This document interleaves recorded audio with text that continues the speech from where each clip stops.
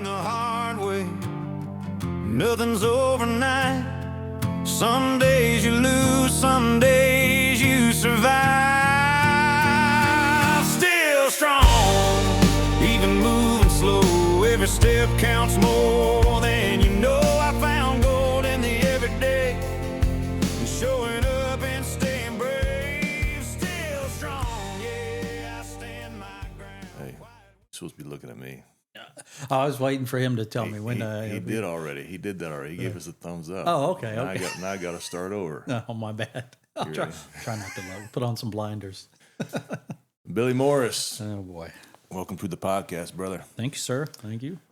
Billy, I got a proper introduction here for you. I want to get it knocked out, All right. and then after that, we'll just go from there. Oh, sounds good. So, Billy, you were born in Sanford, Florida. Yes, sir.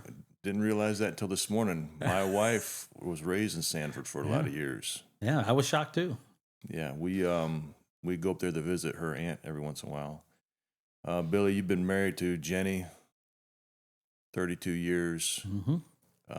I met her before I met you. Yes, you did. She is an amazing person. She is. You got a good wife, boss. Yeah, I got a good wife. outpunted my coverage. Absolutely. Billy, you have 3 children, but you lost one of them, and we're gonna focus on that at some point today. It's one of the main reasons why you're here. You have a grandchild. I do. My peanut. How's that feel? Dude, I had a buddy tell me one time, he's like, Bill, low-key, you're going to love your grandkids more than your kids. I get it now. Half the time I see Reeth, I still want to punch him in the throat. But I can't get enough of the grandbaby. Jenny and I get her as often as we can. It's a different role. It really is. I don't know if I love them more or less. It's just a different role. It's not my job to train them, to raise them, to get after them. It's just my job to love them, show them unconditional love. And you know what I think it is? I really believe it's because, we were busy making a life, making a family. Yeah. Now that's done. And so when you get those grandkids, it's all about them. When they come over, we drop everything. It's all about Brielle when she's there. That's good stuff. Billy, you are a physician's assistant, which you've been doing for 23 years. Yes, sir. Want to talk about that. I appreciate people that are on the front lines. I feel like that's a calling. There's stuff that you see that I've never seen that you got to deal with, and we need people just to get the job done. And for you to have done that for 23 years, I salute you. Thank you. You're a business owner for 12 years. You have 2 locations. You keep my wife feeling pretty. Dude, she is pretty. I don't have to do much. I said feeling pretty. I didn't say looking pretty. She is pretty. Feeling pretty. She's pretty inside now. Yeah. Got a good woman yourself. I do, man. I didn't know this about you. You are a whiskey connoisseur. Oh, I'm getting there. But at night I like to have a little nightcap. And over the years, because I have friends that are really into it, so I've kind of learned. So, yeah, my wife might not be happy about it per se, but she indulges me. So good. Another thing I didn't know, you're a fantasy football legend in your own words here. Yeah. Something you and your brother found to connect on? Absolutely. My brother's 4 years younger than me, and when we were teenagers, we basically, like most brothers, just fought all the time. And when I moved down here, he stayed in Mississippi, which is where my mom's family's from. And he called me one day and said, "Hey, man, these guys invited me into this fantasy football league here at work," but he's not a sports guy. He didn't know anything about football, and said, "Hey, can you help me pick this team?" And so long story short, we actually won the league that year. He won like $2,000. And now we have like 15 dynasty leagues that we're in, and it's brought us together as brothers. And now I went from barely talking to my brother in my mid to late 20s to now we talk almost every day and at least 3 to 4 times a week. That's cool. Yeah. Billy, we got here that fitness is your therapy. Mm-hmm. You and I connect on that. Oh, yeah. You're a fit guy. But it's more than just being fit. There's something there, and I want to talk about that too. Yeah. As someone in the medical community, I want to dive into that. And then last of all, you're not a young cat anymore, man. I am not. 54 years old, going to be 55 this year. Yes, sir. And I think that's another thing you and I can connect on. I just turned 50. As we navigate age, how do we do it and still try to do the things we've always done, but maybe have to pivot a little bit. And again, with your insight, I'd like to dive into that a little bit. Yeah, absolutely. Well, good. Billy, it's been my protocol to kind of give my personal take on someone. And I could spend a lot of time here talking about you. When I felt the calling to do this podcast, I literally went through my phone, everybody's in my phone, and just jotted their names down on a notepad, people that inspired me. You were like top 10. The first thing that You need a longer list, brother. The first time that I met you, you're like me. You got kids, you hustle, but the hustle is for your family. Like I could tell you were a family man. I could tell that your daughter and boys were your everything. I connected with that. I also saw you took care of yourself physically. You're under a stressful job. A lot of people under stress let themselves go, and no fault to them. I don't disparage anyone. Oh yeah, yeah. But you took that under control. Like you were a fit guy. And then Billy, this came to mind, and my circle's small. Like I don't have a lot of friends that, like my wife and I go out to dinner together. I don't have a bunch of friends that we go do things with. But when I think about you, even though you and I have never gone to dinner, and over the last 10 years we say, hey, we need to get to dinner sometime. I've called you before and you've called me before, and I feel like I call you at any time. I've said, hey, dude, I need you. I feel like you would be there for me. You know, that is, and I think I think guys like us tend to have small circles, but you know those people that, like you said, hey man, it's 2:00 in the morning. You need help with something. I'm going to pick up and I'll do whatever. Because you have. Yeah. Because you have, no questions asked. Yeah. Dude, those type of people are rare to find. That's why your circle's small. But having said that, there's more. I have a lot of people like that in my life that I was really unaware of. Like once I start Tom Vargas, I had him on last week. He's another one of those guys.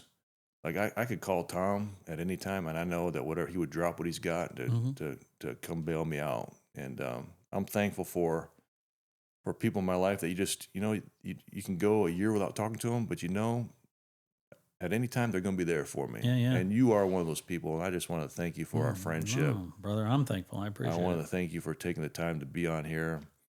I want to thank you for what we're going to talk about and just to be an open book. And I'm prayerful that God's going to use this not only to sharpen one another here and now, but to whoever listens to this, it'll be what they need to hear. So before we get going, you know the routine. Still strong. Yes, Richardson 112s. My kids say they're the best. I know, right? You can represent us when you're doing your thing. Like I told you out there, though, I'm going to have to get a shirt to match it, though. Yeah. I'm redoing these shirts. My daughter-in-law is, we've been tweaking it. That's why I haven't been pushing the brand too much. We've been tweaking it, but I think we're almost there. Yeah. So when it looks good, brother. It looks good. Yeah, but something missing. Dude, that's what makes it good, though. You're a perfectionist, so. Working on it. There you go. All right, brother. So let's start from the top. Okay. Early age, what shaped you? Life as a Billy as a boy, from the man you are now. Where you came from, mom and dad. Just give us the insight as a Billy the kid. Yeah. Oh gosh. So again, born in Sanford. First, probably 4 or 5 years. That's where we lived.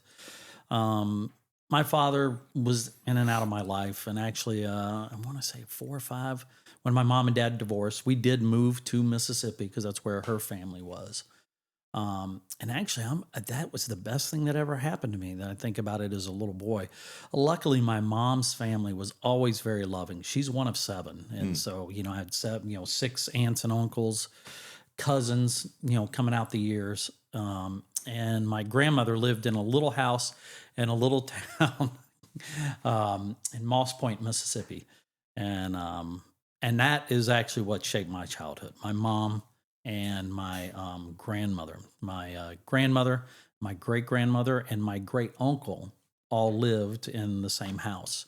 And pretty much every weekend, my brother and I would go over there and spend time with my grandmother, and that's what shaped me. And my best friend, Shad Blevins, he lived right across the street from there, and so every weekend for us was going to grandmother's and seeing friends and being raised there, and such a close knit family. I mean, pretty much everybody, for the most part, lived within 2 hours of my grandmother's house. Oh, wow. So every Thanksgiving, every Christmas, we could have 40, 50 people there in that little tiny house.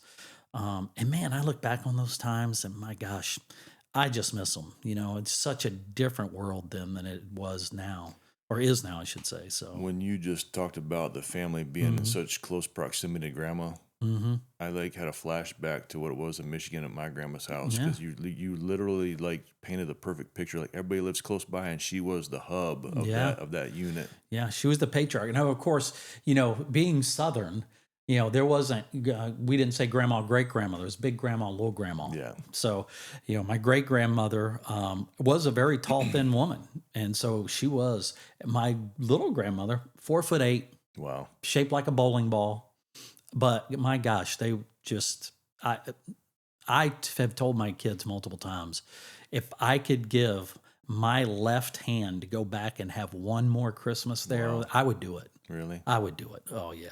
It's funny because those, I can feel what you're talking about, because I have that family unit as well.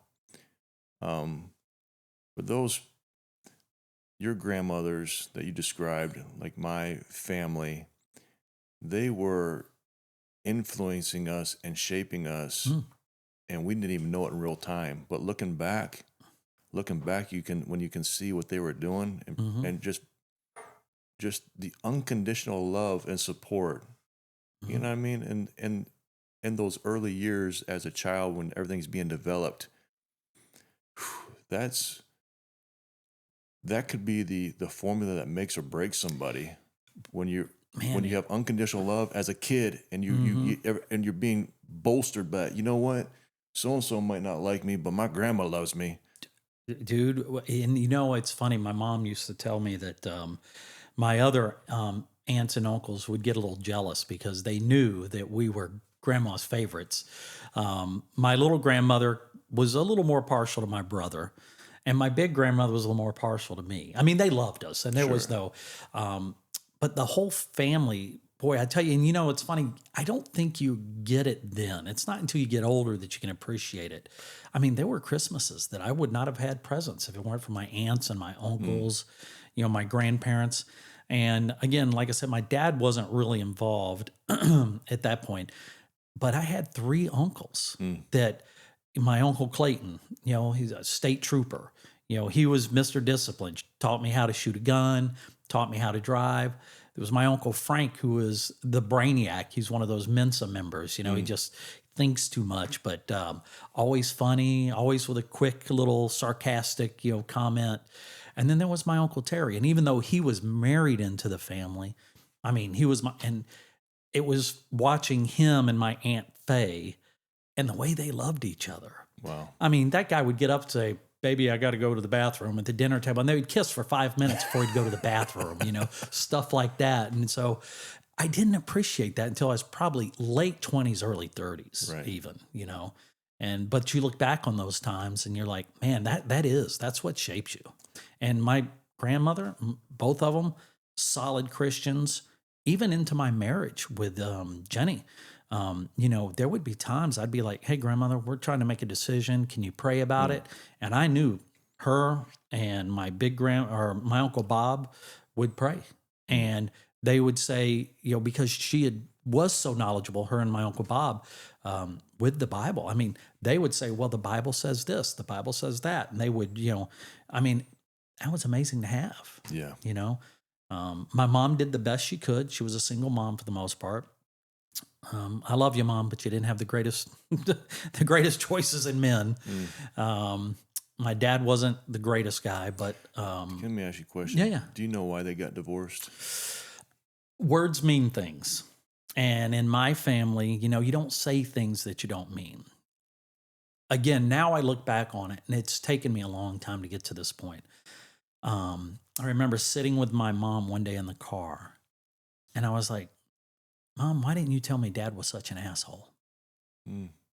And she's like, Son, you're smart. I knew you would grow up and figure it out on your own. Mm. If I tried to tell you that as a kid, you would have just been like, no, he's not. You just don't like Dad. You know, because like every teenager, you know, you fight with your mom and you're like, I want to go live with my dad or whatever. But she never talked bad about him. She let me figure it out on my own. And I think that went a lot further.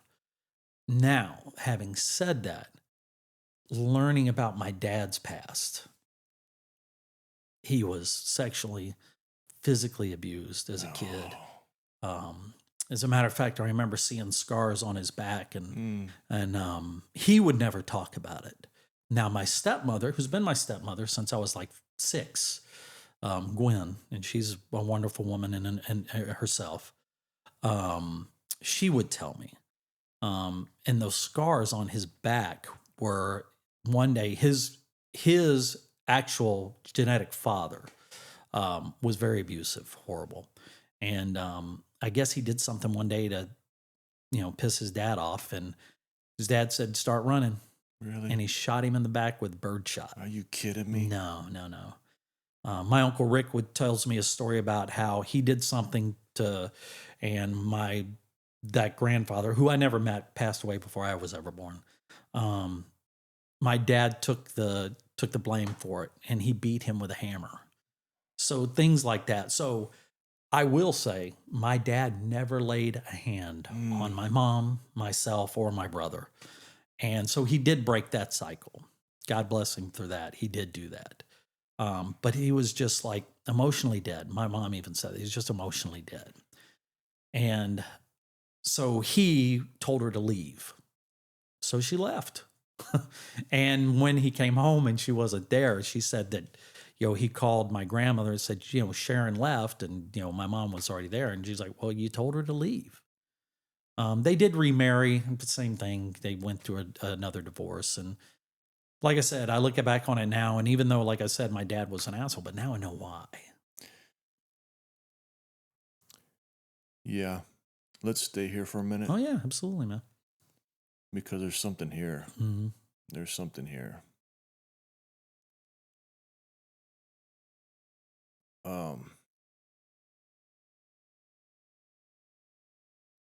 What you just described about your dad as a boy, Mm-hmm. his dad say, hey, run, and shooting him with some birdshot. Mm-hmm.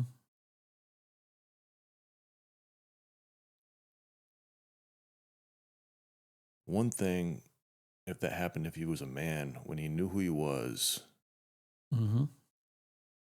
but as a child, when your brain's being developed, you don't know who you are, and then that becomes a part of your psyche, Mm-hmm. and it's shaping you. And then that boy grows up shaped that way into an adult. And the way he perceives the world around him, the way that he handles himself Mm-hmm. with even his loved ones. Oh, yeah. And then you talk about, fast forward to Mississippi with all your family that you just described.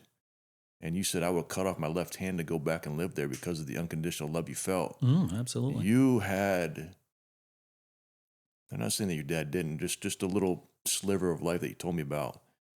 You had people around you that loved you unconditionally. Your dad's dad he's experienced abuse. Mm-hmm.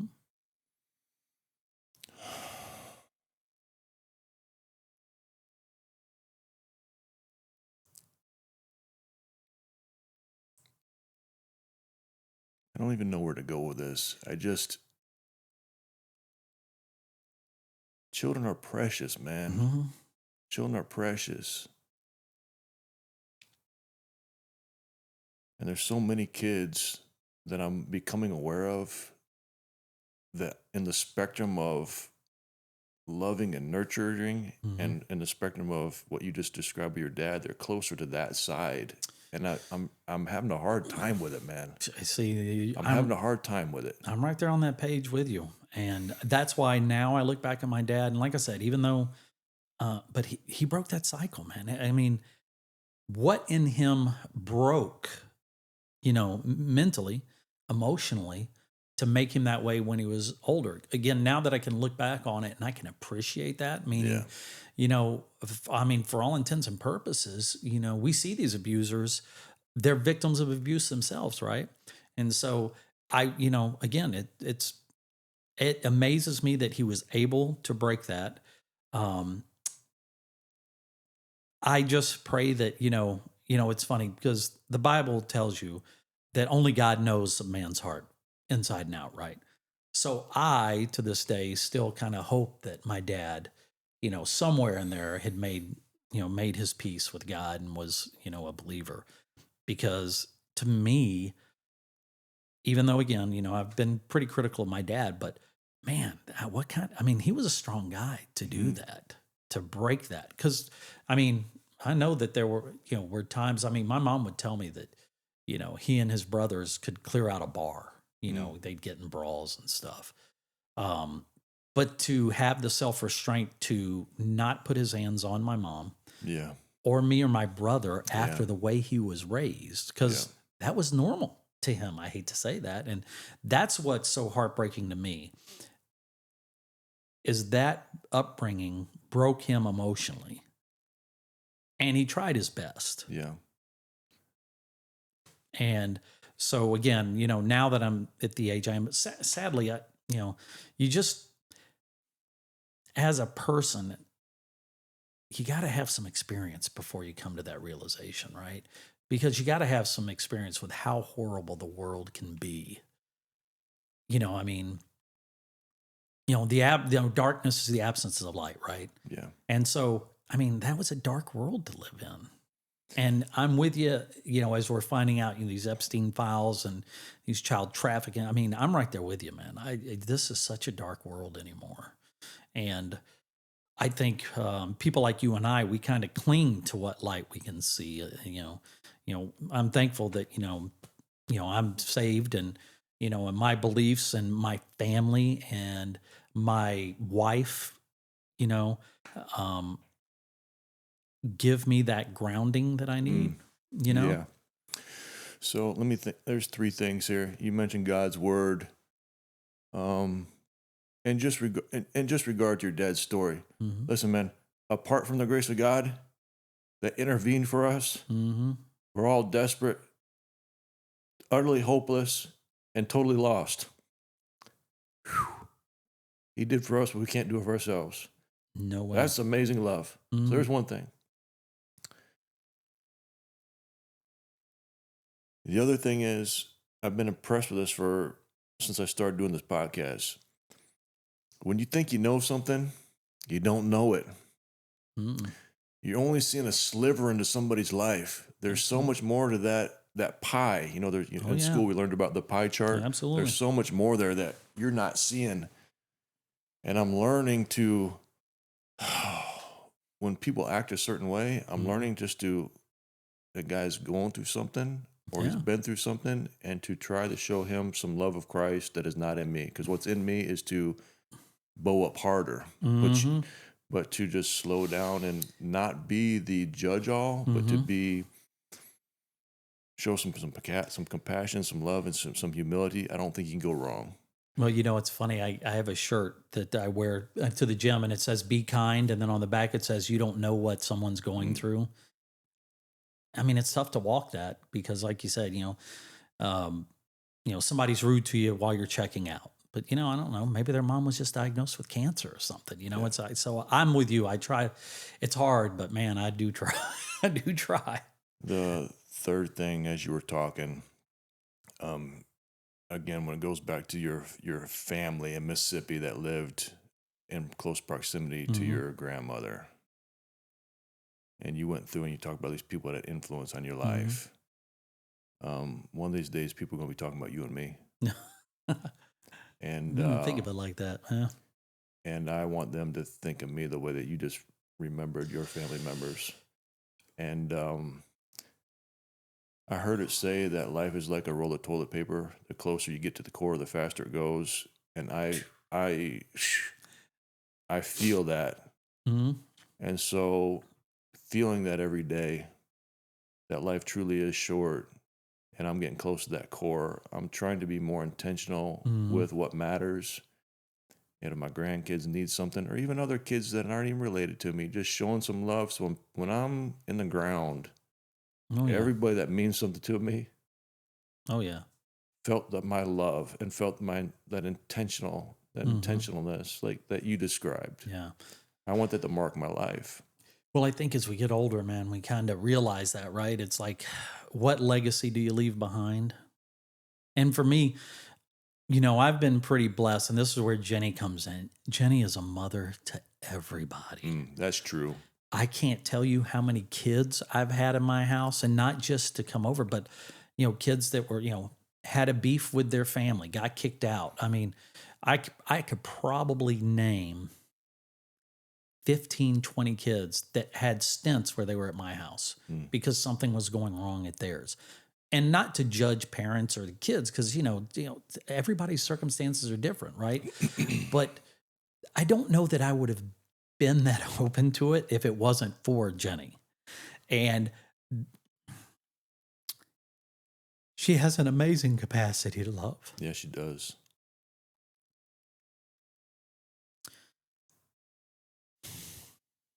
While you're collecting your emotions, there was a time when she came into the restaurant with not just your kids, but other kids that were living with you. Oh, yeah. Yeah, she would do that. She was always there for those kids. And even to this day, what's so funny is she will literally, like the other day, somebody texts her and she's like, oh, so-and-so that was in 4th grade with Ryder, and then eventually, I'm like, no, I do not. Sorry, I don't remember. Show me a picture. Maybe I'll remember from the picture, but she remembers those kids. And she still has kids, Ryder's friends, Reed's friends, Avery's friends, even though they're not here, they'll still reach out to her on her birthday. My God, she's got like 40 kids that I'm like, who is that? And hey, Ms. Jenny, happy birthday. Love you. Yeah. So really, to be honest with you, she opened that part of me. And I think as men, we get hardened.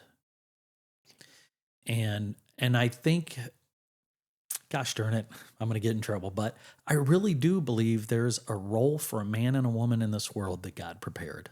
Absolutely. It's obvious. I know. Well, for us, it's obvious, right? The world's losing it, but, and it's like, I don't expect my wife to be subservient. But when you put that in context of, should be the spiritual leader of the family, right? And I think today, too many people, they lose what Christ did for the church, right? Christ died for his bride. Yeah. So many people today think that it's an equality issue. It is equal, but it's equal in a divine sense that God set up, right? Yes. We're the protectors. We're the ones that are supposed to keep our family safe. We're the ones that are supposed to walk through the door first, walk through that valley of death, lead it there, with God guiding us, of course. But they're the lovers, the nurturers. And that's why, when we get to that point, losing Ryder, as much as it affected me, he didn't grow inside of me for 9 months. He wasn't my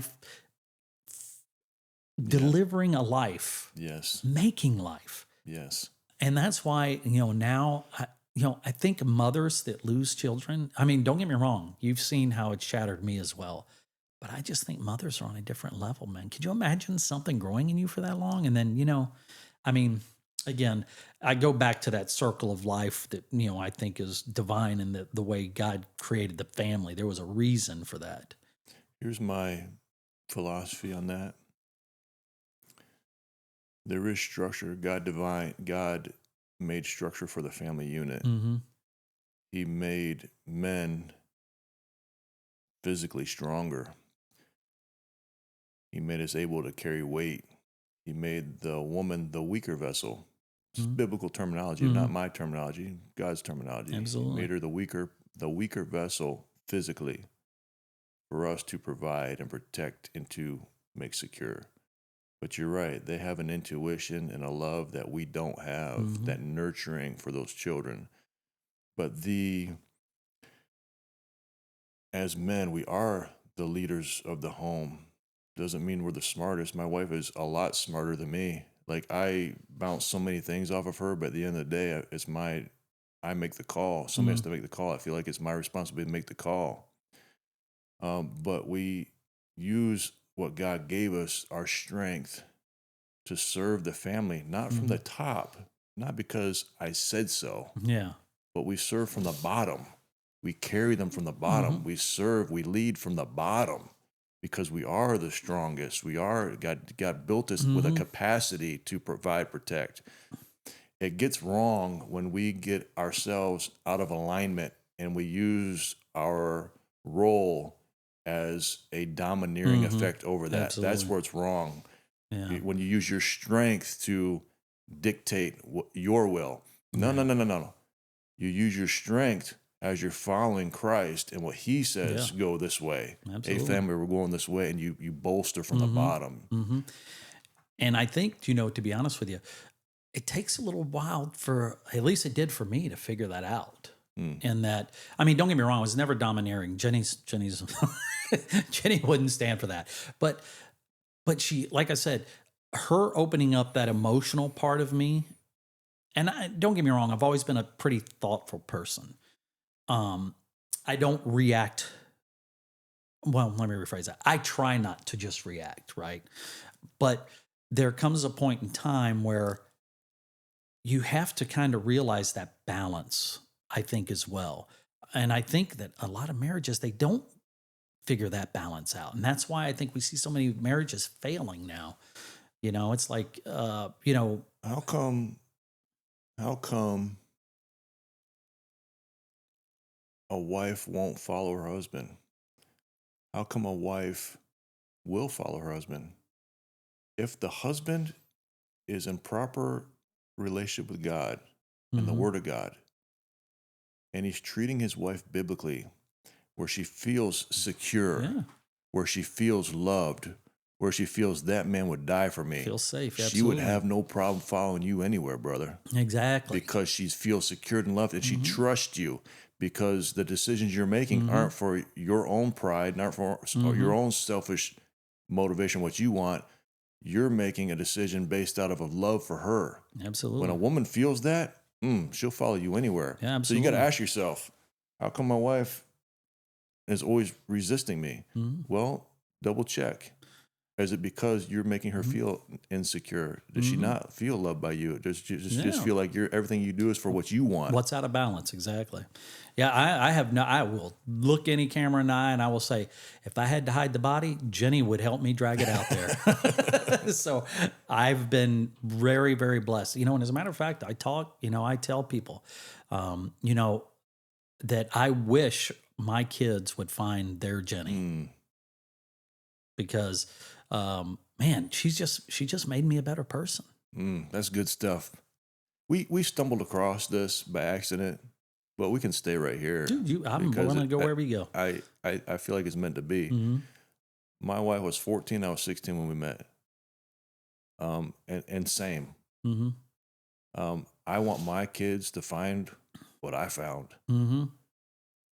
And I got 5 girls, 2 boys. And then when my girls are navigating through this, and there's some people that I don't need to meet them. I already know this ain't the one. Like, I don't even need to meet them. Yeah. But with my girls, I said, listen, I just want you to find what I found. With my boys, I just want you to find what I found. Yeah, absolutely. And don't rush it because there is someone out there. Don't rush it, man. Yeah. Well, it's funny you say that because when Jenny and I met so this story is, she picked me up at a bar. I mean, that's the short version. But what happened was, I was in college.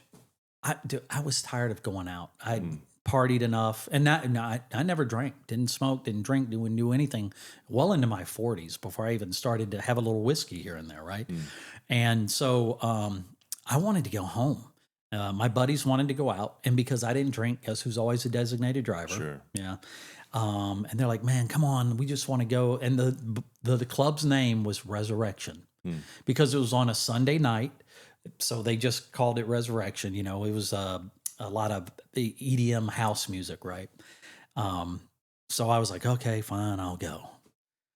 Dude, I sat in a chair the whole time.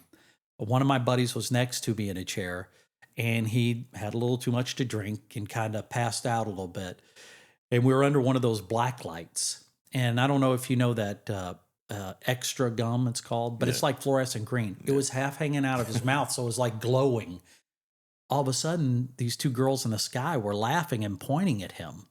And they came up and they're like, "Oh, is he okay?" I'm like, "Yeah, he just passed out." That was Jenny.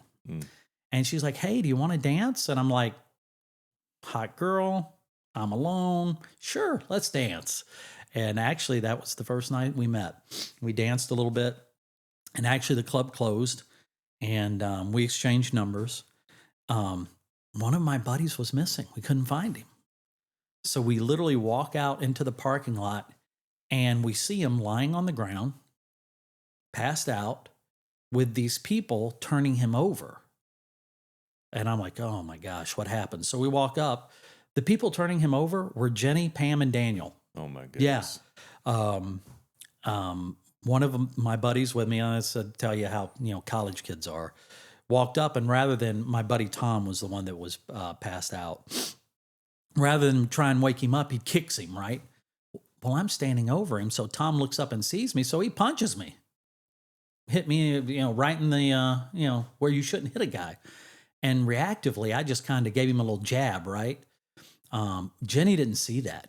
So she told her friends as they were leaving later, she's like, "I would never go out with him. He's a beefy jerk." Oh, talking about you. Yeah. She thought I just hit him for no reason. So I call her like a day or two later, and we start talking. And one, Pam, I guess, did see Tom hit me, and she's like, that he hit him first. It's kind of reaction.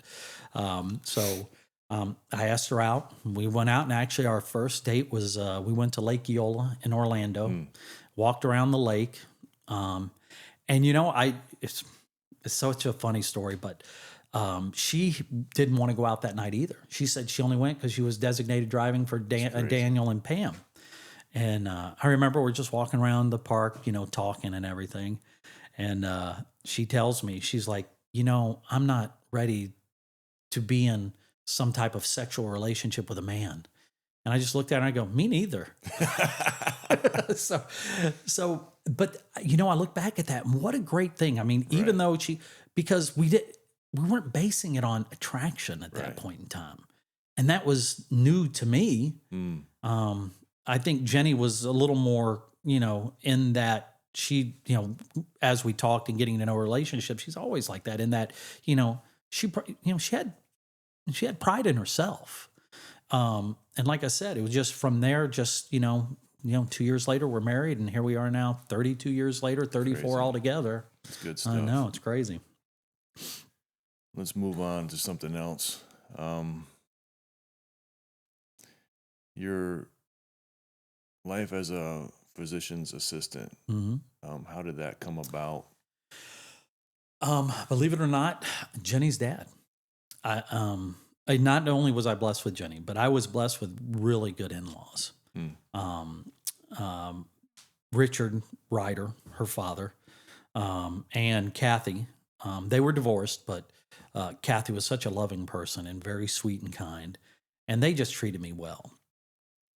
When I got my degree initially in physical therapy, there was a time where her father, Dick, that's what everybody called him. Dick was like, would you be interested in going to medical school? And I was like, we already had 2 kids because we had Ryder and then had Reith while I was in school for physical therapy. And then I was like, dude, that's a long time. I got 2 kids. I'm already sacrificing time with them when I was in school. So even though I tried, I mean, the funny thing is that's how I became a night owl, because I would help in work. And then when Jenny would go to bed, I would study. So there would be nights I'd be up studying till 2 a.m. Wow. But it worked out well because Jenny would get up, I would give the feedings at midnight and then like at 2 a.m. and then I would go to bed. So when they were ready to get up at 6, Jenny had a pretty good night's sleep. So it worked out pretty well. But Hit the pause button. I didn't know this about you. yeah. So for some reason, I thought you were in college to be. No, And that was my then- first occupation was in physical therapy. So you're doing this while you have a family. Oh yeah. That's I don't know why I didn't know that, but I never knew that. So wow. So you're really sacrificing for this. Yeah. Well, like I said, Dick was the first one to bring it, and he offered to pay for it to send me to medical school. That's good. Wow. Yeah. So you can't let him down. No. You can't quit. Well, what happened was, sadly, soon thereafter, he was diagnosed with pancreatic cancer. And so at that point, we put everything on hold, because, we had to take care of, well, let me rephrase that. During the day, my wife would be there at his house helping to take care of him. And I would go over at night. And I would spend the night because I was the only one that could really get him out of bed towards the end, help him use the bathroom and, that type stuff. And he and Kathy were the reason we decided to have children early, because they didn't, they had one grandchild, but, Jenny wanted to have more for them. Basically, I mean, of course we wanted kids, but what I'm saying is we would have probably waited a little bit, but it wound up being the right thing. Again, it's amazing how God works. Because 4 or 5 years, Dick had got to be like the wonderful grandfather that he was. And Kathy got to be the wonderful grandmother that she was. And, he would just stop by and say, hey, I'm going to pick up Ryder. I got some chores. I'm going to grab Ryder and take him with me. And he taught Ryder how to fish. And you know what a big fisherman Ryder was. And even at the end, when Dick was really wasting away, we had him at his house on Pine Island. We moved him downstairs, and he lived on a canal in Bokeelia. And Ryder would come over and fish, and every fish he caught, he would walk up to the double sliding glass doors where Dick was in bed and hold it up so his grandfather could see the fish.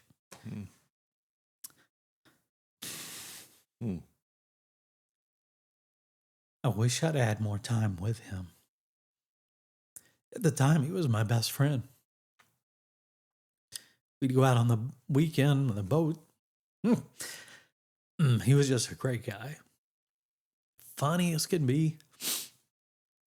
We used to go to Cape Christian Fellowship when it had first started. And I don't know if you know, but that's a huge church in the Cape. We used to meet in a school cafeteria. And I remember we took Dick and his wife, Joy, at the time. And Dennis Gingrich, great guy. He was the pastor. And I remember introducing to the pastor. And Dick was like, hey, how are you? My name's Dick Ryder. This is my wife, Joy Ryder. Get it? so I was like, dude, we're going to get struck by lightning right here in church. I mean, he was just always funny, always a great guy. I mean, like I said, Jenny blessed me, not just with her, but with great in-laws. I've got a great, sister-in-law and a good brother-in-law. So, I mean, to be honest with you, I mean, it's funny, man, you look back at the journey. Wow. Just sitting here talking about this is so amazing to me that I wound up where I am. It's crazy, right? It really is. It really is. The emotion you're feeling right now, I've been feeling like this for about a month. I think part of it is doing this podcast. It's just, how did I get where I'm at? How did I get here so soon? And then as you look back, just having these forgotten memories and just like having gratitude and bumpy road, man. It really bumpy is. road, but in time you look back at those bumps in the road, and then there's nuggets of things there that you gleaned from that cause something in you for your gratitude to grow, for you to want to be more intentional with your love for people. That, I mean, you're talking about your uncle. death has a way of reminding you that life is short, Yeah. and we need to make sure the ones around us know we love them. I mean, every time you talk about your uncle here, you're like how he invested in you, and like you're getting emotional about it. Yeah. But death is hard. Death is hard for the Christian. It's just the gateway into something glorious. Yeah. But it does remind us Yeah. like what we're here for and to invest in Well, others. and see, you're getting that sitting here talking to everyone. You're seeing how those dots kind of connect. And by sitting here talking about it, I can think about it, but sitting here talking about it, I'm starting to see them too. Because, like I said, he wanted to send me in medical school. I said no. Well, after he passed away, I was like, maybe I should apply. Maybe I should have. I don't want to become a doctor, but why don't I apply to PA school? And again, I was lucky well, I shouldn't say lucky. I was blessed there. I applied one time to one school. They had over 600 applications for 40 spots, and I got in. Wow. Now, once I'm in, we found out Jenny was pregnant with Avery. So we had to decide, do I want to start now or wait until after Avery was born? So, man, sitting here talking about this now, it's just so. Sorry, just cut me off. I'm long-winded, brother. No, But get through it. We You're good. So I applied one school one time. They invite me over. They say, "Listen, we want you to come over for an interview." I only applied thinking, "Hey, they'll have my name, so maybe next year when I apply again, they'll be like, "Hey, this Bill Morris guy applied. Let's bring him over." No, I get the call. Luckily, one of my good friends at the time was from Miami because it was over in Miami where I had applied to school, Miami-Dade College, and then in conjunction with Nova Southeastern. And so I went over, and my buddy knew right where everything was, so we went over the night before. So the next day I get up, I go, and there's 16 of us in this room. And I'm talking to this one guy, I still remember his name, Chris. And he's like, "Yeah, I was here last year. I didn't get in, but thank God, they called me back." And I'm like, "Great."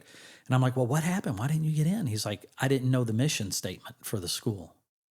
And I was like, "Really?" He's like, "Yeah." I was like, "Well, what is it?" He's like, "I'm not telling you." I mean, I'm his competition, right? I'm his competition. And this is before the phones. It's not like I could pull it up and go, "Hey, what's the mission statement here?" I'm like, holy cow. So I go in.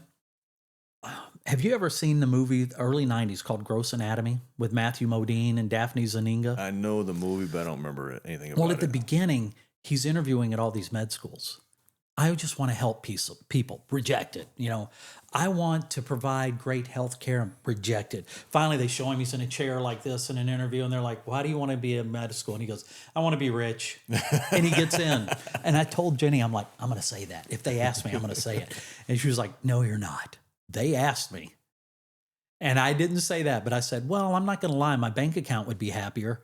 Dude, they just all busted out laughing. Wow. So I actually said it. And then they asked me the mission statement for the school. And I said, "Well, I guess that depends on who you talk to and what you read." I said, "But from everything that I can gather around, you guys want to provide quality health care to an underprivileged community." That was it. I totally made that up on the spot just from talking to these people and walking around. So I walked out and I went up to that guy, Chris, and I'm like, "Dude, they asked me." He's like, "What did you say?" And I told him, he's like, "That was it." oh, He's like, "That's what their mission statement is." He's like, "You made that up?" I said, "Totally came to me out of nowhere. I made it up." nice. So then, we have to wait for admissions. Again, it's just before emails and everything are flying left and right. But I knew I got in because I came home one day and there was a trail of letters from the mailbox going up to my front door.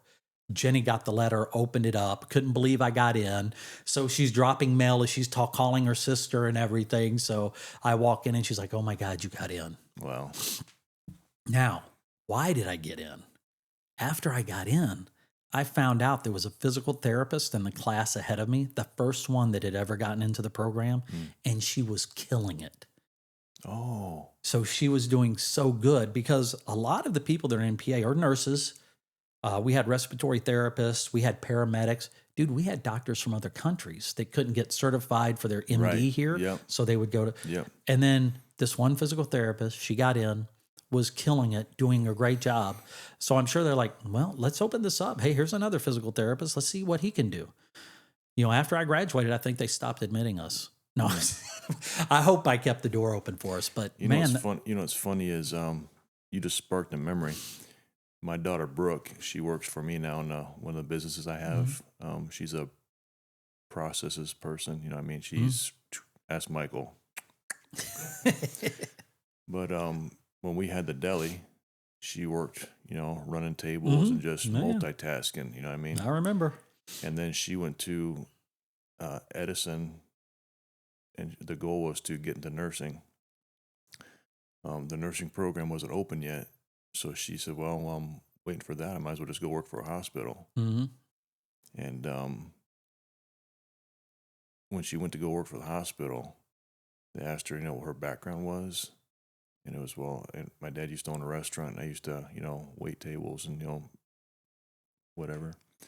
And they hired her because of that, because they found out that people that work in restaurants are very good at multitasking, and you have to multitask in the hospital.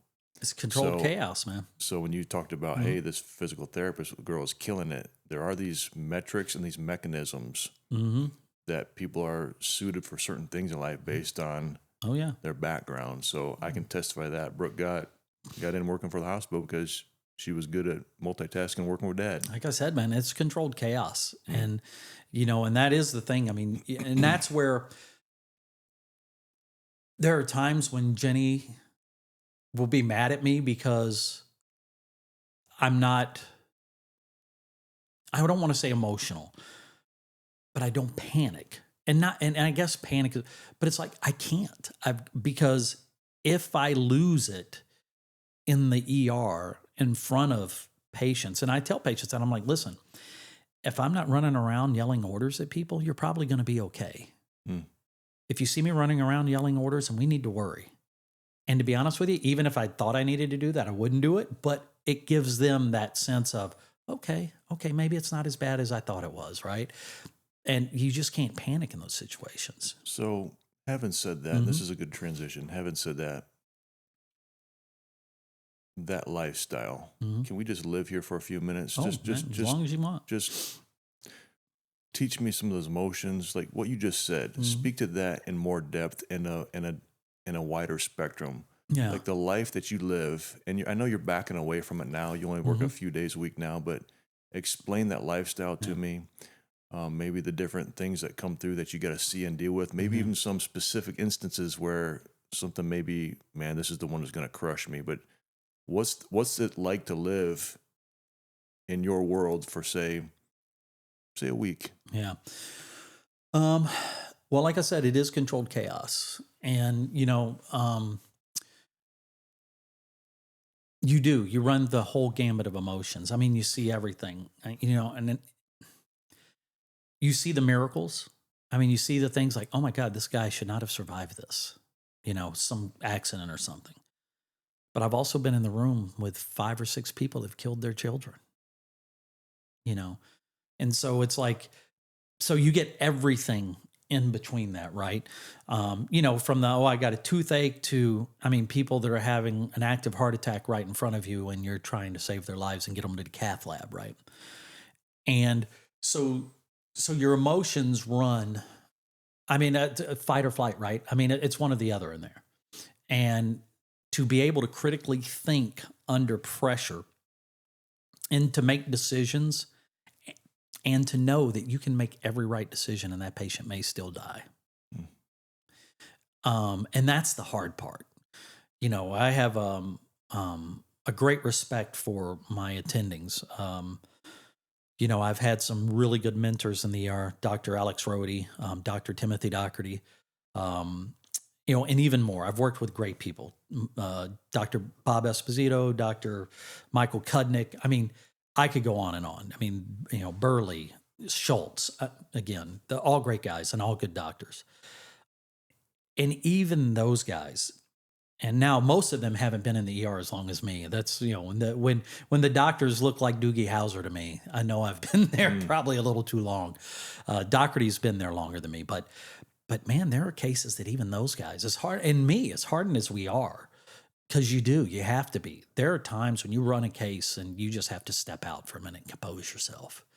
And not just for you, but for the families. There's nothing harder than sitting in a room and, telling a family that they just lost a loved one. And so not only are you doing the work, the medical work that needs to get done, you're dealing with the emotions of the family as well. Like it's not just where you can just go in, do your job.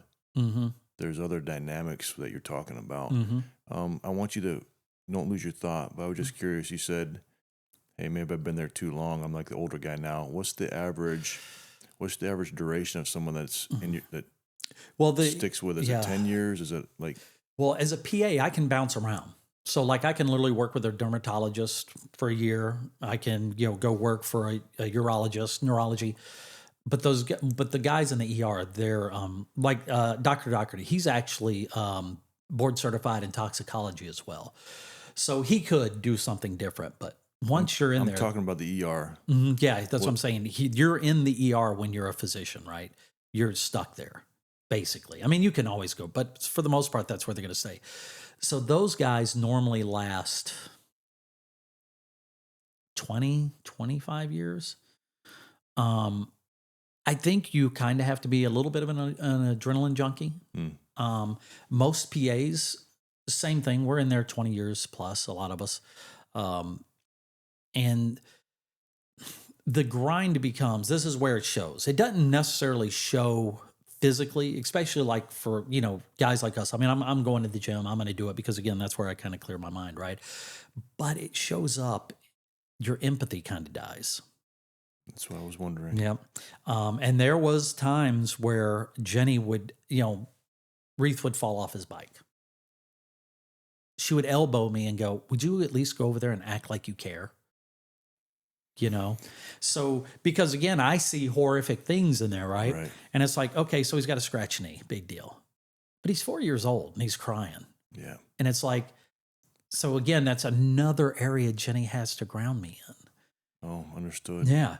Get up and act like you care. So that's why the emotion came up earlier when you talked about your wife counterbalancing you because you're talking about this stuff right here. Yeah. Makes sense now. Yeah, Got because with what you do, you deal with assholes all the time.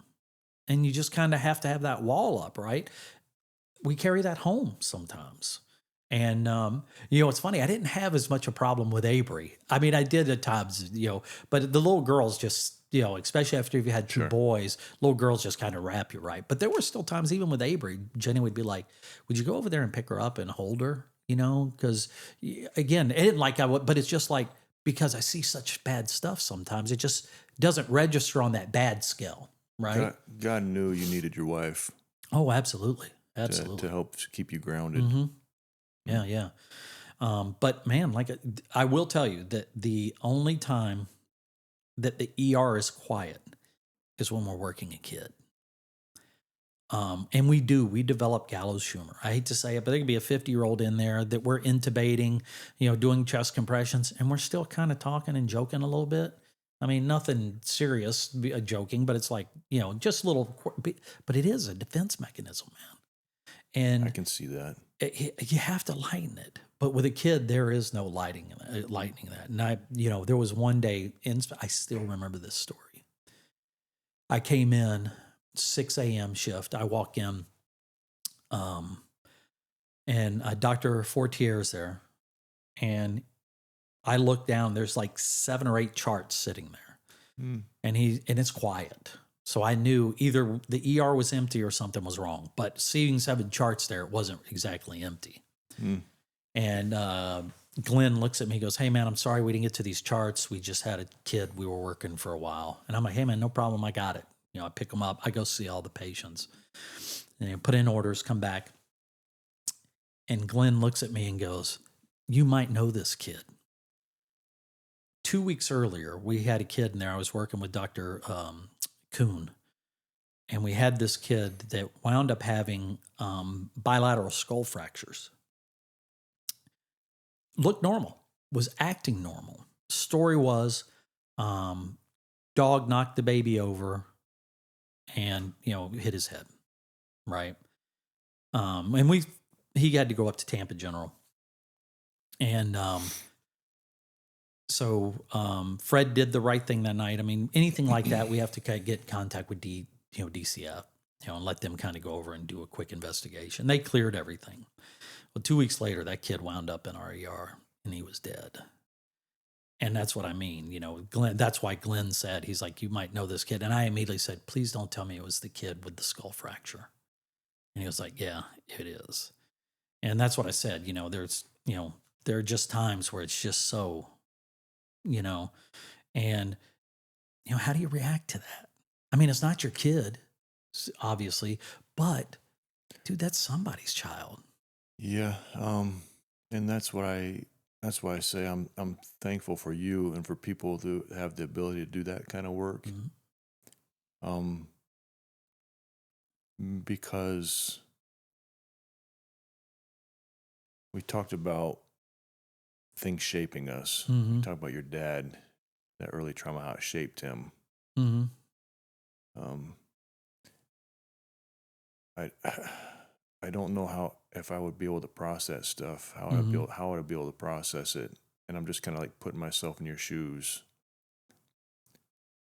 Now I know why people become alcoholics. Now I know why people find these escape mechanisms that are not good for us. Yeah.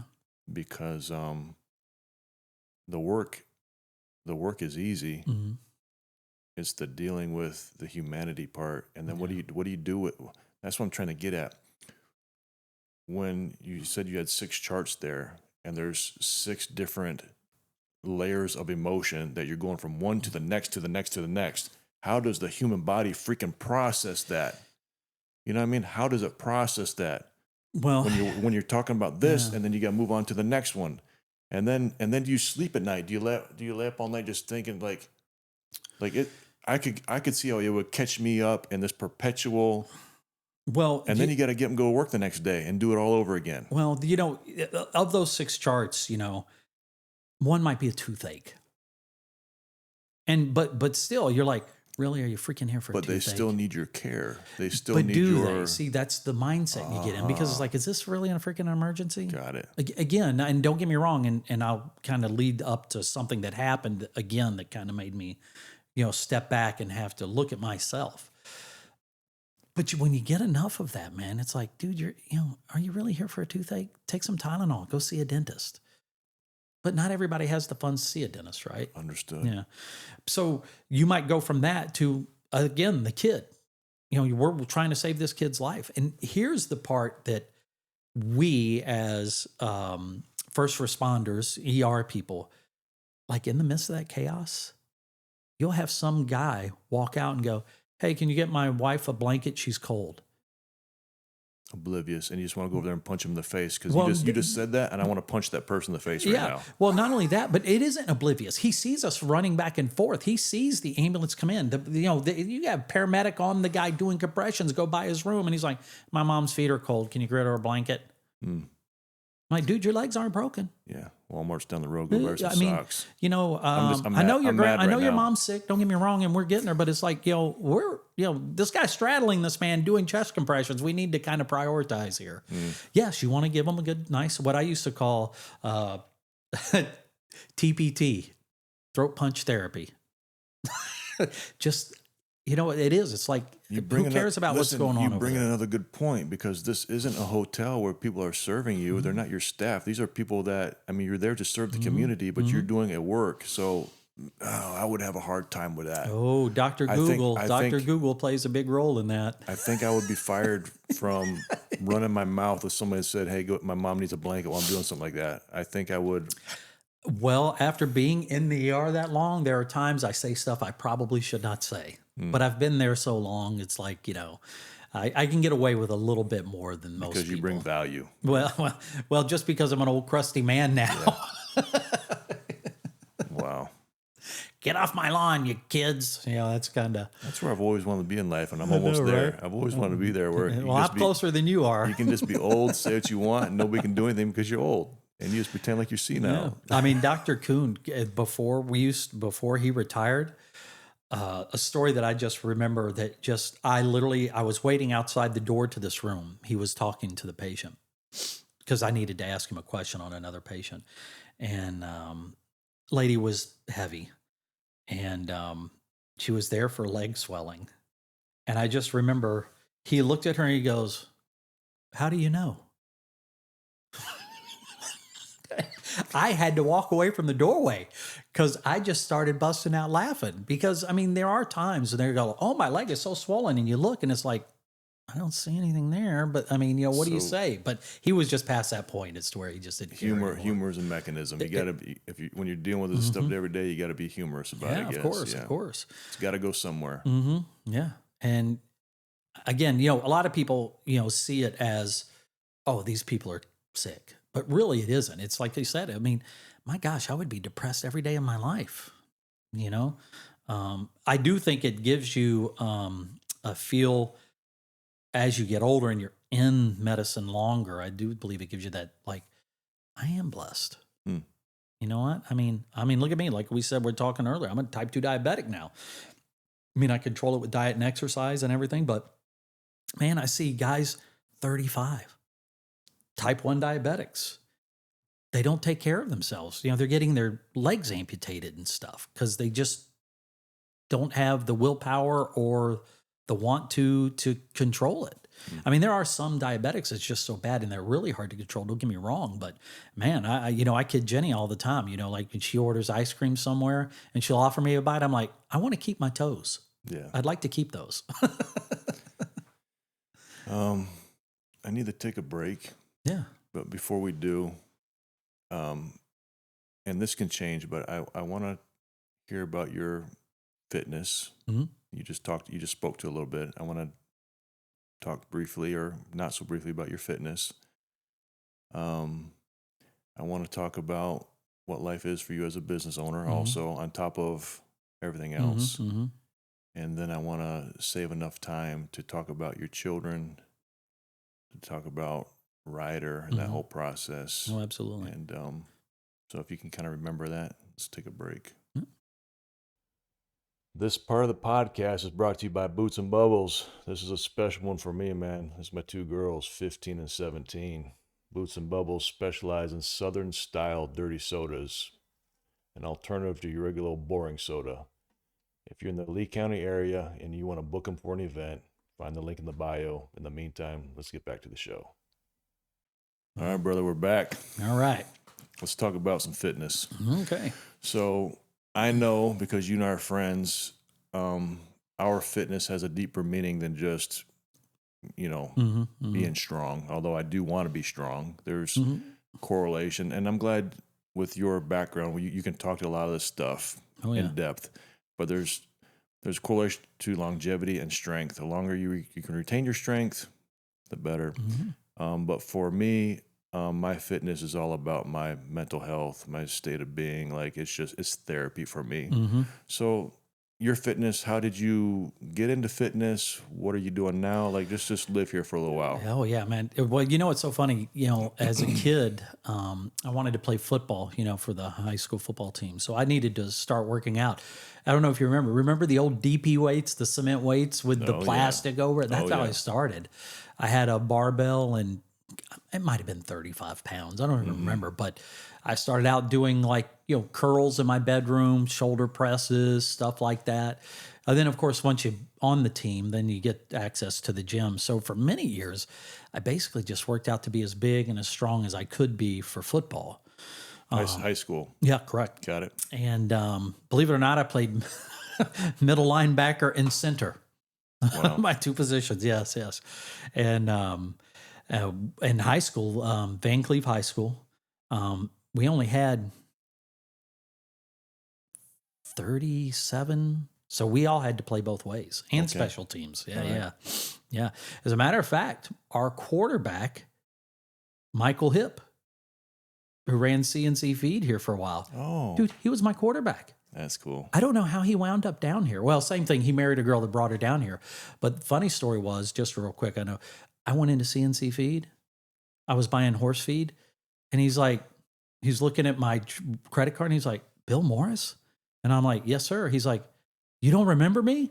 And I'm like, I mean, back in the 80s, this is like 88, 89. Mike had the mullet with the little porn stash. And now here he is, he's clean shaven. He's big. He's probably 30, 40 pounds heavier than he was in high school. And I'm like, no, sorry, brother. I don't remember you. And he's like, it's Mike Hip. And I'm like, oh my gosh. Wow. So funny story anyways. But we, so again, you go from that into college and you're still in your 20s and everything, right? So at that point, I mean, all you want to do is be huge. You want to work out and be as strong as you can. And, especially back then. yeah, of course. Like the bodybuilders were the big thing. Dorian Yates, like Oh, those yeah, guys yeah, were like your Lee idols. Haney, and like, yeah. So I get it. I remember that time frame. Yeah. Yeah, it's funny. I laugh because, now when we see those guys like, oh, yeah, they're eating right and using the Weider principles. Yeah. That's right. No GH or anything, but. Hulk Hogan, take your vitamins. Yeah, exactly. Drink your milk. Exactly. Yeah. But, again, through even when Jen and I got married, I mean, I was still working out. I'd usually, hit the gym at least 4 or 5 times. I mean, now that I'm older, man, I need that recuperation time. And that's funny because, as you said, your fitness kind of changes. If I were to have the perfect workout, what I would like to do, I'd like to have a little bit of everything. I'd love to do, we discussed it, some Brazilian jiu-jitsu. I'd love to do some of that. You box. I would love to, do some of that. I'd still love to go to the gym and lift weights. I'd still like to do some CrossFit. I would do a little bit of everything because I think if you do one thing too long, it just gets boring. Even though you can always switch it up and, try different movements. That's what I'm into now. I mean, those days of me, there was a time when I was, I had a bench press in the 400s. I know you did. You told there was a time when I was feeling like strong, and I was just curious how strong I was. And I made the mistake of asking you, and I'm like, never mind. Never mind. Well, there's a reason why my shoulders hurt now. Because they didn't agree with the bench press that high either. So, but now I don't do near as much weight, but I make sure I get a really good range of motion, full stretch with everything. If I can get on a machine that rather than just do plain bench, now I get on machines where I'm getting an extreme stretch, because again, I can't do those heavy weights like I used to, man. It just wears out my shoulders and stuff. Now I will still deadlift heavy and I will still squat, not quite as heavy, but I'll still do those things because, man, I mean, nothing releases, growth hormone like those guys. Isn't that the truth? So, curious at 55, what's your deadlift and what's your squat? I can do 405 for about 8 to 10 reps on deadlift. That's good. Yeah. I can, if I really pushed it, and I haven't in a while, because as we're talking, there was one day I got up and I only had 225 on the bar. All I did was get under it and back up like I was about to squat, and it felt like somebody shot me in the back. Oh. I wasn't even squatting. I'm like, thank you. That's what 50s does to you. Because I didn't even do a damn thing. I had to rack it and limp out of the gym. So I haven't gone real heavy in a while, but I mean, 450. I can get one rep, good rep out of it. Yeah, you're strong. I'm like an old piece of gristle, man. I've been doing it for so long. You're strong. In college, there was a friend of mine. I went for a year before they kicked me out. There was a friend of mine that I had reconnected with. We were in elementary school together. And he was doing bodybuilding and stuff like that. So I just would go to the gym with him, just basically lived in the gym that year I was there, not knowing what I was doing. And, but then in my 30s is when I really started taking my fitness seriously and trying to be strong and do things the right way. So having started later in life at 50 years old, you're talking about how you wore yourself out. You can't do the things you used to do. I'm able to do those things. I'm still getting stronger because I didn't beat myself up. Yeah. I'm still not as strong as you. I just pulled a PR deadlift for me. It was 415. So here you are doing 405 for reps, 415 at 50 years old. But it's a PR for me. Yeah. But dude, you're a lot taller than I am too. You're moving that weight further than I am. Understood. Yeah. And our bodies are built differently. Yeah. But so today you're gonna work out what 3-4 days a week? You said today, correct. Yes, sir. and you're gonna do some strength stuff. Mm-hmm. Speak to the growth hormone. You said deadlift Mm-hmm. and squat.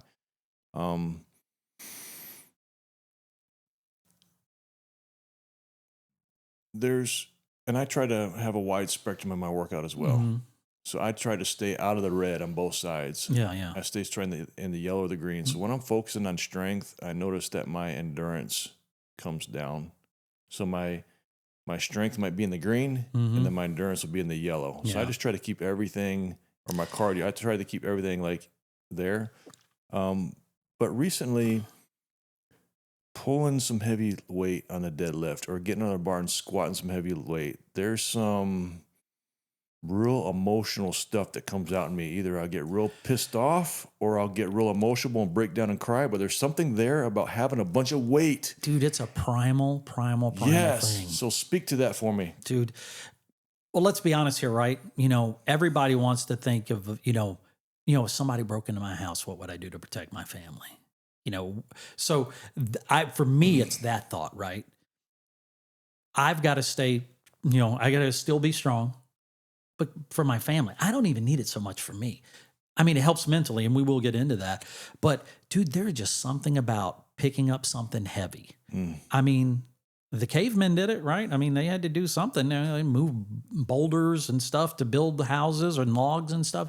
I think there's still that little primal little instinct in the back of the mind. It just opens up when you do something like that.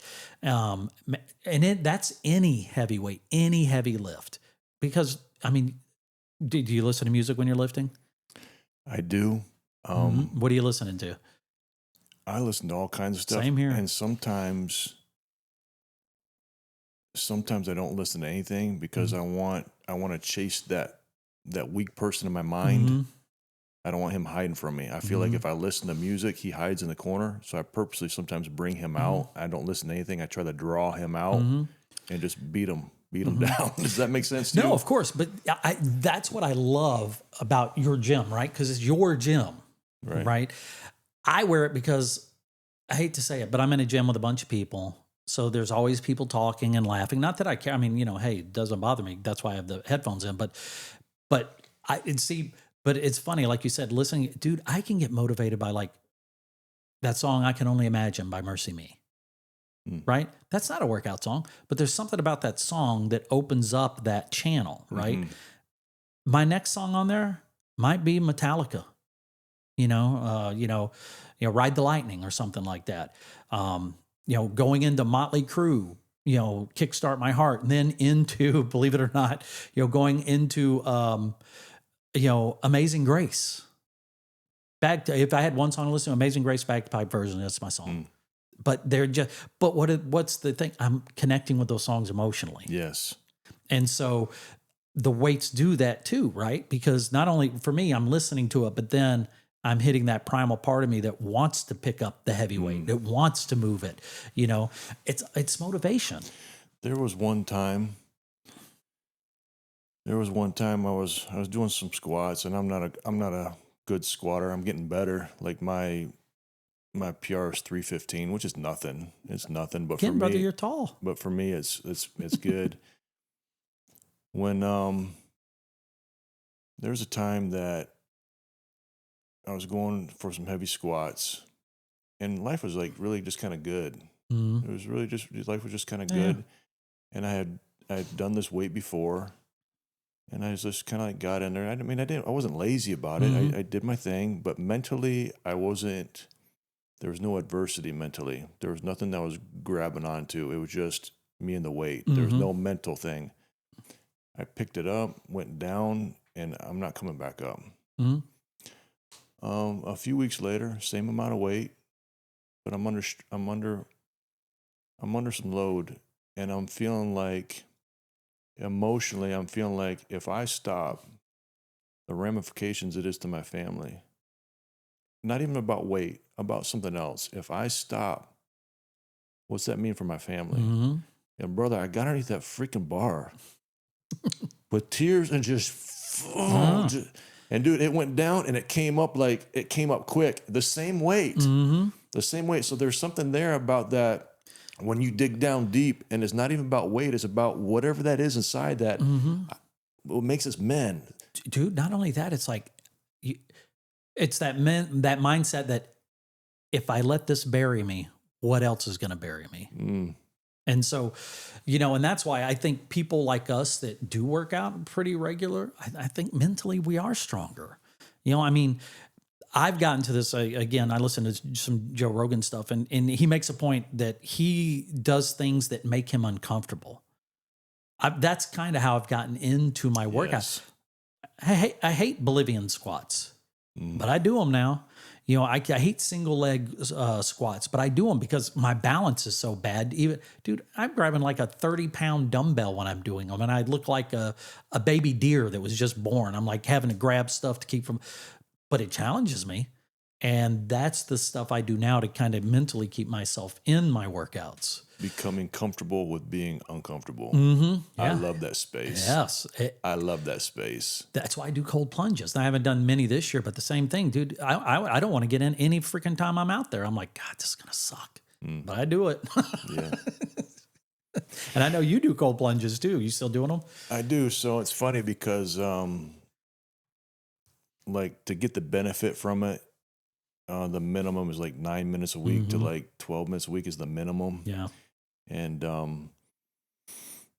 but then when I started doing the strength thing, if you cold plunge like right after, like all that work you did just diminishes it. So the timing to do both. And so what I do is I cold plunge every Sunday. I'll get in for 3 minutes, get out, get in the sun. It's a little bit of a process. But Sunday I rest, so I do that on Sundays. But I think just for the mental aspect to it, I think I'm gonna get back on the cycle where every morning, first thing in the morning, I go out there when it's dark. That's when I would do it, is in the when mornings. When it's dark and cold. You don't have the sun to warm you up. 2.5, 3 minutes. And just that first thing is, it's one thing to do it in the afternoon when you're already awake and the sun's out, and it still sucks, but it doesn't suck as bad as going out there when it's still dark outside. Yeah.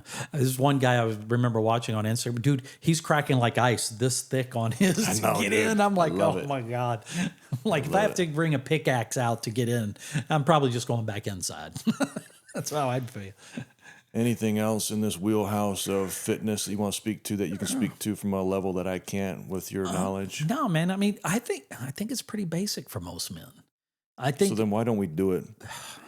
We got to move the body, get some sun, get sleep. I mean, get your diet dialed in, move the body. It's time, right? I mean, it always comes into time. And, and it's, I mean, even though I'm getting, this year, so far, I've been able to pretty much get in as much as I want. But I mean, when the holidays from like October to December is just so tough for me because we have Jenny's birthday, then our anniversary, then Thanksgiving, then we have my birthday, then there's Christmas, and there's Avery's birthday, then there's New Year's. And it's like, so when you're doing all that stuff, man, it's so hard for me to get in. That's when I kind of slack.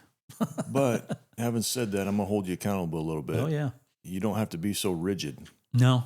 Listen, who says you can't just drop down, do some push-ups and some air squats? Dude, you know how many times I kick myself because I'm the same thing. I'm like, Jenny and I are watching a show. Why can't I, like you said, just drop down and do 50 push-ups real quick? I know, Dad. It's more. When it becomes your lifestyle and who you are, and especially knowing how important it is, like I think leaving some room there that say, well, the gym's closed or this or that, and trying to make it too complicated. Yeah. Just go out and find a tree branch, do some pull-ups. Right. Just go for a walk. Yeah. Like it's so important. It really is. It's so important. Even as for men with all the responsibility and stuff that's on us, if you don't have an hour, just 30 minutes, do something, right? Yeah. No, absolutely. There's no excuse. Clears like the you mind. said, I got to hold myself accountable for that as well. Tom Vargas, he was on here last week. I don't know if you watched his podcast. I started it. Yeah. He's super busy. And he was talking about how he gets up early in the morning to work out. And I thought it was just because he works out in the morning to get his day going. And I was talking about I work out in the afternoon because I let my stress build up. And then I work I'm an afternoon guy too. He said, Keith, he's like, I don't work out in the morning to get my day going. He's like, I work out in the morning at 3:00 in the morning because that's all the time I have for myself. Bro, that was like a kick in my stomach to me because that's discipline. Yes, it is. And there's some people that are living in that world where, Keith, to do what you asked me to do, it's going to take 3 a.m. and those boys are doing that. Well, here's the thing. Just like you said, my issue is I'm a night owl. I have been my whole life. And then I worked for years in the ER and did overnights. You know, basically because I just graduated, they paid more for overnights. Yeah. So for me, man, that is my biggest issue, man. I got to get more sleep. I've got to get myself, and actually Jenny and I have been kind of working on that, you know, trying to do some of the stuff we do later a little earlier so I can get into bed. But sleeping is an issue for me. When Brooke was working in the hospital, she took night shifts because it paid more. Mm-hmm. And I remember the whole transition. I hated it. Mm-hmm. I hated it for that girl. She would be so hungry. I mean, she would be so tired and so hungry. She would sleep with a jar of peanut butter next to her bed and a spoon, and just kind of like roll over and take a couple bites. And then, especially knowing what I know about how important sleep is, I'm thankful that people do the night thing, but they're literally taking years off their life. Like people that do that, people that work night shift. No, insomnia You're shortening your lifespan by like 6 or 7 years. Insomnia is now a carcinogenic. It's crazy. They've classified it as a carcinogenic now. And so a funny story. When I was working nights, Jenny and I had built our first house after I graduated and started working in the ER. Built our first house in Cape Coral. And I remember she's decorating it. So on my days off, I would try to adjust back into the family's schedule, right? So I would get, I'd come home at because it was 6 p.m. to 6 a.m. shift. So I'd come home, and really meant you probably weren't getting home until after 7, because by the time you cleaned up, did your dictation and everything. So I would go to bed at 7 and try to get up at 11 or 12, because then the kids were coming home. And I remember, I still remember this like I'm sitting there. I was in our little den. I'm sitting on the couch. Jenny's on a chair hanging a curtain. She didn't even turn around to look at me. She just goes, "If you don't want to wind up in divorce court, you need to stop working nights." Because I was grumpy because I was always tired. And then when I would try to adjust my schedule to be with the family for the 2 or 3 days I had off, I was miserable. And I still remember I just seeing the back of her head and her going, "If you don't want to wind up in divorce court, you need to stop working nights." Again, that goes back to I'm thankful that people that do that, because it is a sacrifice. You think about truck drivers, you think about airplane stewardess. It's not healthy to be on a plane all the time. No, it is not. But there's people that do it at a cost to their own health to keep this world moving. And I'm thankful for people that do that. Yeah, it's definitely a sacrifice. Well, you're a business owner. You've been doing it for 12 years. I remember when you got into that business, I was excited for you because the business was a pathway for you to have to get out of what you're doing now with the stresses of life. That was the purpose of it. Yep. If I can do this, it's a pathway out of having to do this and getting your life kind of back to normal. Yep. So let's talk about what you do. The challenges in being a business owner. Let's just live in that world for a minute. Let's just kind of transition and take it wherever you want. Yeah. Well, I own 2 locations. I have the Laser Lounge Spa in Cape Coral, and then we have the Aesthetics Lounge and Spa here. We just opened at Babcock Ranch. And the funny thing is, until you've been a business owner, you just don't understand the stresses that business owners go through. And I remember growing up, I always thought anybody that owned a business, they must be wealthy. They must. But my gosh, the headaches, the stuff you have to, you wake up in the morning, your first thought is, okay, what do I got to get done today? You leave in the afternoon, even at night, you're sitting there with your wife talking, but in the back of your mind thinking, oh my gosh, I got to worry about this. I got this bill coming up and everything. So it comes with its own set of stressors. Sure. Maybe not as emotionally as stressful as the ER can be, but definitely financial wise and just general everyday stress. I think it has just as much as the ER. I've been a business owner nearly my whole life, so I can speak to a lot of the stuff you're talking about. When you mention finances, there's a person who works a job, they get their paycheck every week like clockwork. Either they get it put in their hand or it just gets debited into their account. Oh, yeah.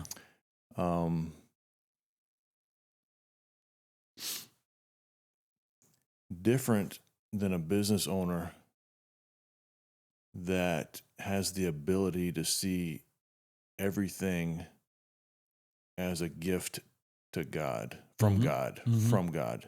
So, for instance, we bid jobs. We don't get every job we bid. The ones I get, I see as gifts from God.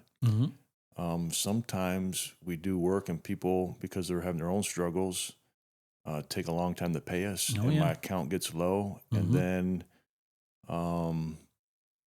another God fills that need through another way. So the stresses of being a business owner, yes, it is stressful, but there's also an opportunity there, at least for me as a Christian, to see firsthand God's provision, that he cares, that he meets my needs, that you don't get when it's just like clockwork. Every 2 weeks a check goes into your account. You follow me? Oh yeah, absolutely. I've seen that my whole life. There's been times, and this probably be the first time my guys have heard this from me. Some of my employees watch this. There have been times that my guys are going to finish a job and I have nowhere for them to go tomorrow. What do? I drive to the job site and I pray, God, you know this need. You've never let me down yet. I know you're not going to let me down again. Just help me to do what I'm supposed to do. God, provide. Get a phone call. Hey, Keith, so-and-so gave me your number. These framers were supposed to start framing today, but they showed up and they're all drunk. I just don't want them on my job. The trusses are here. When can you start? I can roll some guys to you tomorrow. I might be able to manage that. I can roll some guys to you tomorrow. It's so funny you say that, because I had this conversation with Jenny the other night, because we opened this new location. Now, as an industry, the aesthetics industry is down probably overall about 40%. That's a big chunk. Yeah, it's significant. 2022 was our best year. And it's gone down significantly since then. And I think that's because, number one, tons of competition. Everybody wants to do this, because it's a cash business, right? So it's like, people, I can't tell you, every time I'm in the ER, I have another PA or nurse practitioner or a nurse come up and go, oh, I want to do aesthetics. You think you do. And it is easy. I mean, it's, my clients are there because they want to be.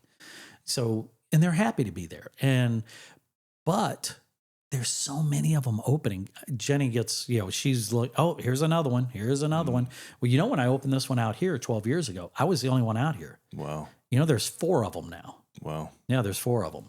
So everybody wants to do it. And opening up here in Babcock Ranch, I mean, financially, it's been stressful. And as you were saying the other day, Jenny and I were talking about finances, and I'm like, babe, I'm doing everything I can to try to get as many clients in there as we can.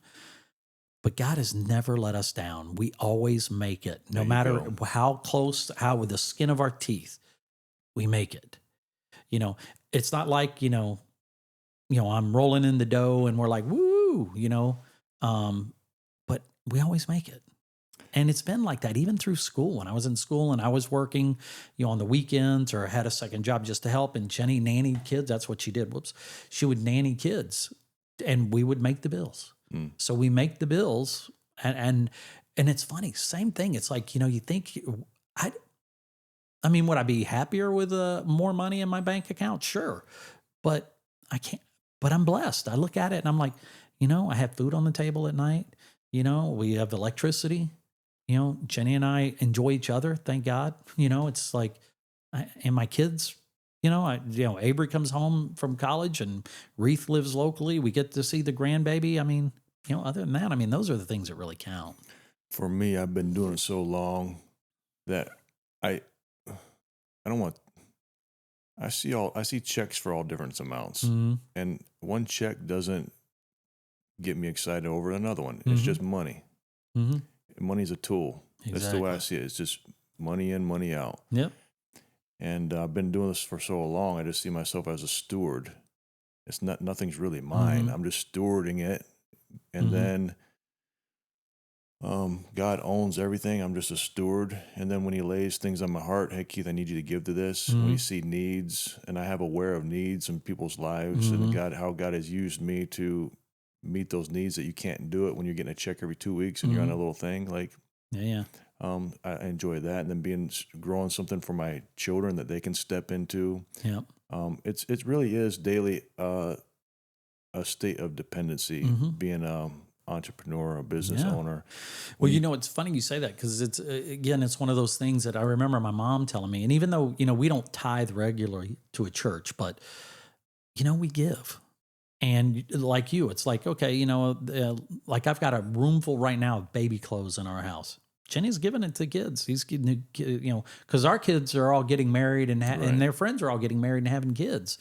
Some of them financially strapped. Jenny's like, hey, come over. I've got tons of baby clothes here. What do you need? Good. I give to panhandlers. I get, crap from it. But you know what? My mom told me something once. She said, God tells us to be generous. Mm-hmm. I give to panhandlers. God looks at me and says, hey, you were generous. What they do with it, they're the ones that have to answer to God for that. So it's like, if I give this guy, $5, he goes and gets a cheeseburger and french fries, he's fed. If he goes and gets a rock of cocaine, he's the one that has to stand before God in front of that. So again, I do give to panhandlers. I'm probably going to catch some crap about it, but my mom, I thought that was a good thing that, my mom taught me. And so I try to live that way. 2 things. One, off the cuff, my wife does too. She has these little bags that she gives to them on the road. And I always told her, hey, they're just going to buy some. Why are you doing that? Mm-hmm. She said, Keith, you can't go wrong being generous. I said, okay. Well, one of those guys that she had been giving stuff to on the corner, I was getting my hair cut one day, and that guy came walking in the door to get $10 off of one of the barbers. Mm-hmm. And they give him $10. I said, hey, what's that guy's story? Because I see him around. My wife gives him stuff. Listen.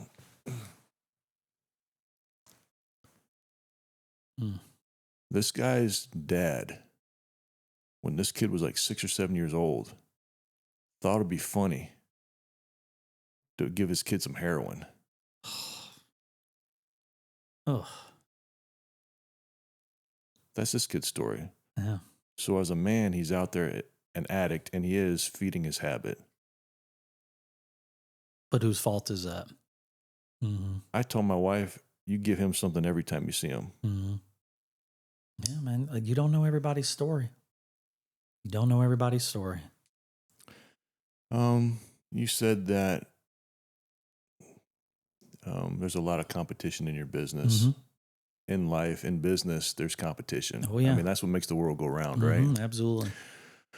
So when it comes to competition, you just got to be better than the next guy. Mm-hmm. So how are you doing that? How are you better than the next guy? You can't be complacent. Listen, it's like, it's battle, right? It's battle. Yeah. When you get down to the primal level, it's battle. Mm-hmm. So how do you can be like, oh, well, there's another one, and you can be complacent about it and say, well, business isn't good because there's too many of us, and just kind of like take that approach. Or you can look at yourself and say, okay, here's a service they're doing, here's a service I'm doing. Yep. How can I get more people in my door? And you got to do that. You got to look at that pretty much constantly, because there's always someone hungrier than you. You got to stay the hungriest. Well, it's sad because social media plays a big part in this. And I I hate social media for the most part, but you do have to be active on social media.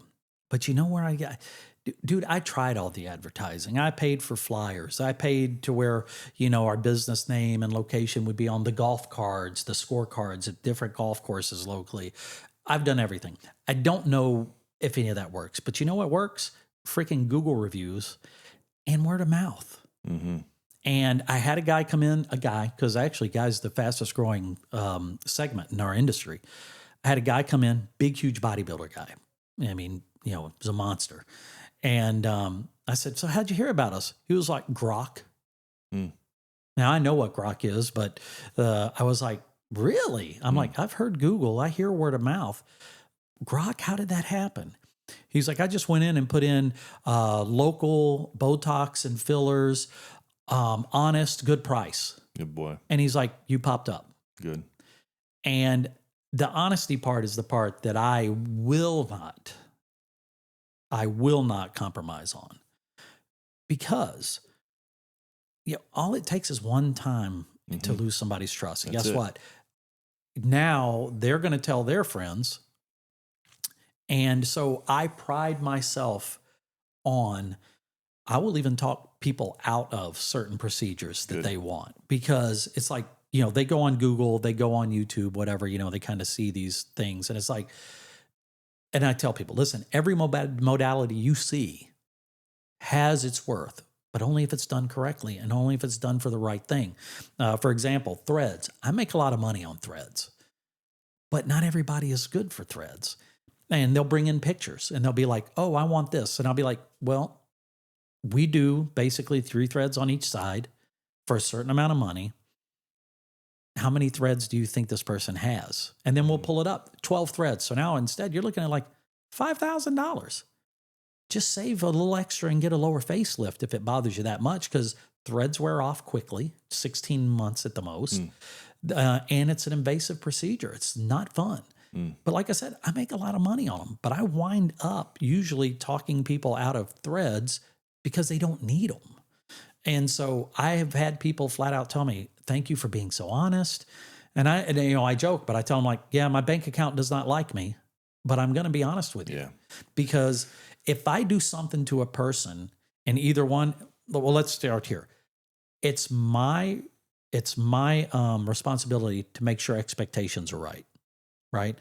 You come in and you have this issue, and that's the other thing. What bothers you? I can pick apart anybody's face, including myself, right? Because that's all I do all day. I look at other people's faces, Botox fillers, different modalities to help with that, right? Facials, peels, you name it. But if I sit here and pick apart your face, sometimes that puts things in people's mind that didn't bother them before. It's great from a business standpoint because now maybe they want to fix those things. But emotionally and mentally, do I want to do that to somebody? It's like, you tell me what bothers you. Well, these here bother me. Okay, that's a little Botox. We can take care of that. And anything else? Well, do you see anything? And if I see something, I'm like, if you want to do that, I'd probably do a little bit here. But I'm not going to sit there and pick somebody's face apart. So a couple things. If you're in the business for the right reasons, which it sounds like you are, you'll survive and you'll stick around. If people get in the business just for the love of money, they'll make those compromises and that'll come out. It just takes time, right? It just takes time. When we owned Horse and Round Deli, we owned that during the recession. And we tried all the stuff you're talking about too to get business going. Word of mouth and treat people right. Absolutely. We maxed that thing out. You could do no more business than what we did in a recession. Yeah. We go in there at lunchtime, that place would be packed. So you're on the right path, treating people fairly. And just because you did a good job yesterday doesn't give you the prerogative that you don't have to do good today. Because one bad meal is the one they're going to remember. That's exactly right. You could right. feed people 10 good meals. They're going to talk about the one bad one. The same thing in your business. Oh, yeah. So every day you show up, you give people the best that you have. You're honest with people, and that will come through. Well, to be honest with you, I mean, I don't just do it for the client. I do it for myself, man. I don't know that I could live with myself knowing that I was doing things that didn't need to be done. But either God meets your needs or not. And if you feel like you have to compromise your values to get a buck out of someone. God won't bless that, but he will bless someone who's being a wise steward. Yeah. And sometimes it just takes time. Dude, I bet you'll agree with me. There are clients you don't want to be your clients. Because I've had them in there and I'm like, you know what? The hassle, the strife that they bring into the office isn't worth having them as a client. All right. I can speak this on a couple friends. My son-in-law, he used to be one of my estimators. Actually, the whole program that I have to estimate, he built the whole thing. Oh, wow. Yeah, he built the whole thing. So there are certain, in the construction industry, there are certain I have a list. I'll just say I have a list. It says we don't bid these people. It's an automatic no-go. Because you try to make them happy, you can't make them happy, and they take up so much of your freaking time that you could have like focused towards someone who's going to be appreciative that you're going to make money. So you try to make someone happy, you can't make happy, and you lose money. So why do that? So just cross them out. So I was going to speak to that on the construction side. On the restaurant side. Yeah. On the restaurant side, it gets slow around 4th of July, that time. So this one particular time, we shut down to give the place a facelift. We painted, we took everything out, we cleaned, we just give it a facelift. There's a bunch of like dining room tables and stuff in the parking lot. This lady comes in, walks past all those freaking tables in the parking lot, opens the door. The ceiling tiles are down. We're working. She comes in, she's standing behind the cash register, holding the menu. And I'm just like looking at her. She's like, I want to order this. I said, ma'am, we're closed. Like, we're remodeling. Yeah. You know how far I drove here? Like, you should have told somebody this or that. Like, she's like mad at me. I said, ma'am, I don't know what to tell you, but I'm trying to accommodate her. Yeah. And then she says, I will never come back. And I wasn't rude to her. I'm never coming back here again. I said, ma'am, I'm going to take you up on that. But I said, do me one more favor. I said, will you do me one more favor? I said, will you tell all your friends too? Because if they're anything like you, I don't want them here either. Dude, well, and here's a story. I had a lady come in. She said her friend down in Mexico got this certain... We have what's called Silfirm. It's microneedling with radio frequency. And she swore that her friend did that and looked like she had a facelift and looked 20 years younger. And I was like, ma'am, I don't think this is... And now she spoke mainly Spanish. Luckily, my office manager, she speaks Spanish. So she was kind of translating everything. And I was like, I said, ma'am, I don't think this is what you're thinking it is. Oh, no, yes, it is. Yes, it is. I want to do it. Abby, like I said, it's translating and everything. And I'm like, I literally try to talk her out of it. She insists she wants to do it.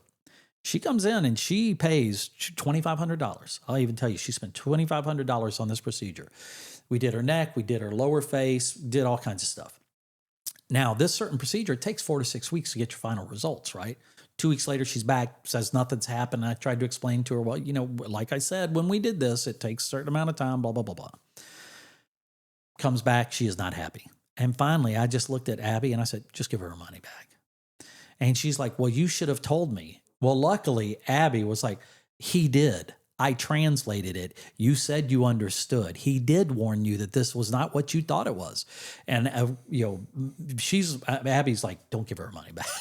But I'm like, I don't need the trouble. I don't need the hassle. Just give her money back. Because I hate to say it, but Google reviews go a long way. And all you need is one really bad Google review on there. And I was like, you know what? Just give her money back. Michael, make sure that we get all his links for his businesses, and he probably has a much bigger following than we do, but he's my buddy. Oh, I doubt that. He's my buddy, and I want to promote him the best I can. I appreciate it, brother.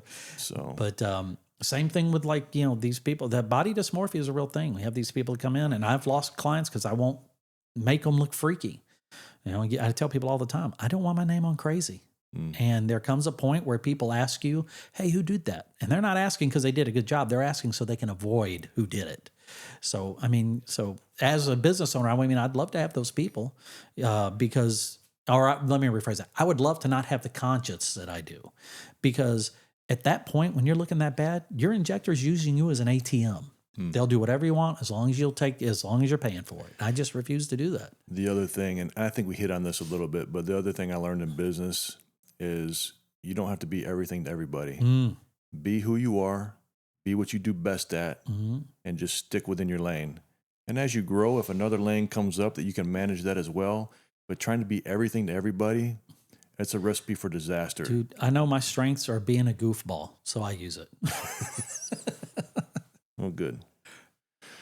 All right, well, let's do it. We're going to transition to the final one. Before you talk about when you lost your son, I want to talk about the birth of each one of your children. Let's talk about that first. Let's talk about that memory. Oh boy. Each one of your babies, what you remembered. Yeah. That feeling that you had. I'm a dad too. Like I'm feeling it right now. Luckily, I don't have to remember as much as you do. Yeah. You know what's funny? I was kidding. I was telling one of my clients the other day that I was coming in here, and I was just giving her a little. I was like, I told her, I'm like, oh, you might have seen the stuff Vance Brothers, framing, and I said he's a great guy. I said, though, I said that dude, he's got 7 kids. I don't know what took him so long to figure that out, right? And then she goes, well, I have 6 of my own, and I'm like, oh, so you're one of those. You're one of those, yeah. But of course, like I was saying earlier, Jenny and I decided to have kids early because we wanted them around for my in-laws because they were just a little bit older. Jenny's mom was 43 when she had Jenny. So again, for that. When we decided to have kids, we were lucky. We decided to have them. We had them. We didn't, there was nothing like, oh gosh, we're having a hard time getting pregnant or anything. It was good. It's so funny. The difference, even in the pregnancies, is really wild. Because with Ryder, Jenny was such a good eater. And she had this love of celery. I freaking hate celery. And she would make me a salad when I'd go to work. It would be freaking 90% celery. So she ate wonderful. The birth went 6 hours. Ryder came out perfect. There is something, again, because we just don't understand it, right? Mm-hmm. It's like, nothing grows in my body, like that. So it's amazing. Mm-hmm. It really is. And I was one of those dads that I wanted to cut the cord. I was there. Luckily I'm not squeamish. Some people are. The only thing that I can describe almost to that level was becoming a grandparent, kind of the same thing, same emotions, but man, it's like, wow, now guess what? And I told this to Reith, and I told him, when we lost Ryder, because Reith and Ryder were very, very close. Mm-hmm. There were people, and we'll discuss this later, but I remember a cop at our door at 3 a.m. saying, don't you have twin boys? That's how close they were. I know. And so it was just, one of those things that when it happens, Jenny and I had to fall in love. You and Karen had to fall in love. You're in love the moment you see that child. You will throw down at the gates of hell if need be for that child. And it's instant. It's instant, man. And Reith gets upset because not only did he lose a brother, he lost a best friend. And there were times when, he'd be short with us when we would discuss things. You don't know how it feels to lose a best friend and a brother. Yeah, but you don't know what it's like to lose a child. And now that he's a dad, he's like, I get it. I see it. But that emotion is so strong immediately. The kid's growing, right? You see in your wife and you're like, oh, I can't wait for the baby. We're just so happy. But the instant, there's nothing like it. Nothing. I fist bumped you because to be a dad, brother, like what you're describing, I know, Michael, you feel it. Yeah. And that's the exact emotion I feel. Like my wife, my love for her is still growing. Mm-hmm. Yeah. My love for her is still growing. I love her more now than I did when I met her. That's a different type of love. But when I saw each one of those babies, like my love for them was to the max. It can't get any better. It hasn't got down. It's just, It was automatically maxed out. And it's a part of you. It just becomes a part of you. And then like when that emotion hit me the first time, like whatever this baby needs, I got it. Yeah. Yeah.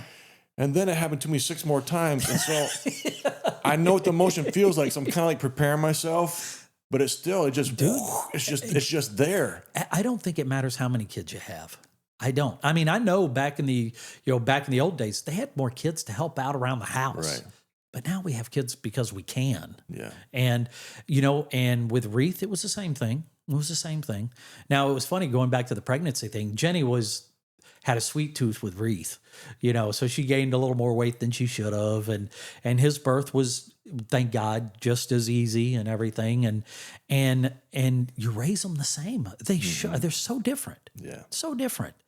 Again, another amazing thing that God does, it's one of those things where it's like, Ryder was was the nice one. And not that Wreath isn't nice, but Wreath was we used to call him the Hornet because he was the smallest of all the kid group when they were kids. And he would just get this look on his face and he was ready to throw down at the drop of a hat. Ryder was always the hugger, wanted to be nice. And so they balanced each other really well. Yeah. And, then there was Avery. Now, Avery, of course, came along, 5 years after Wreath. And I told. So hold on a minute. Yeah. You got Ryder. What's the Ryder gap and between- Wreath were exactly 16 months apart. Wow. Yeah. And then 5 years later, Yeah. Avery. Yeah. So and I told Jenny, I'm like, we'll keep going until we have a little girl, because that was her dream as a little girl, was to have a little girl. And actually, Ryder is named after her father because her maiden name is Ryder. So that's how we picked that. And Wreath, Reith, we picked that name because it was the only R name that we both kind of liked. Got it. And so that's how he happened. Now, Avery, I had no say-so in it. Jenny had that name picked out since she was 12. There you go. But I loved it anyway, Yeah. so it wound up working out great. But I remember being at the ultrasound for Avery, and they were like, "Oh, you've got a little girl."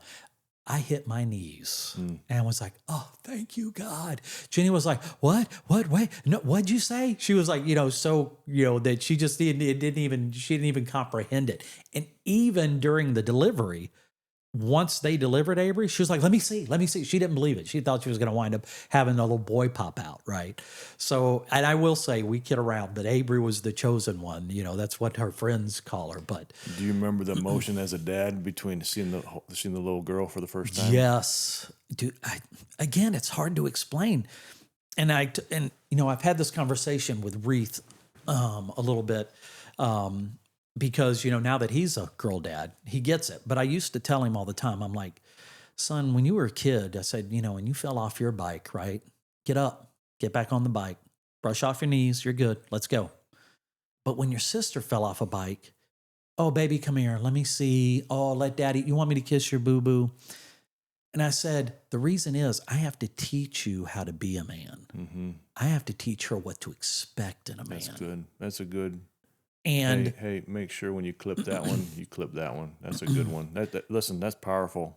it's the truth, because she is going to accept what the role model you give her.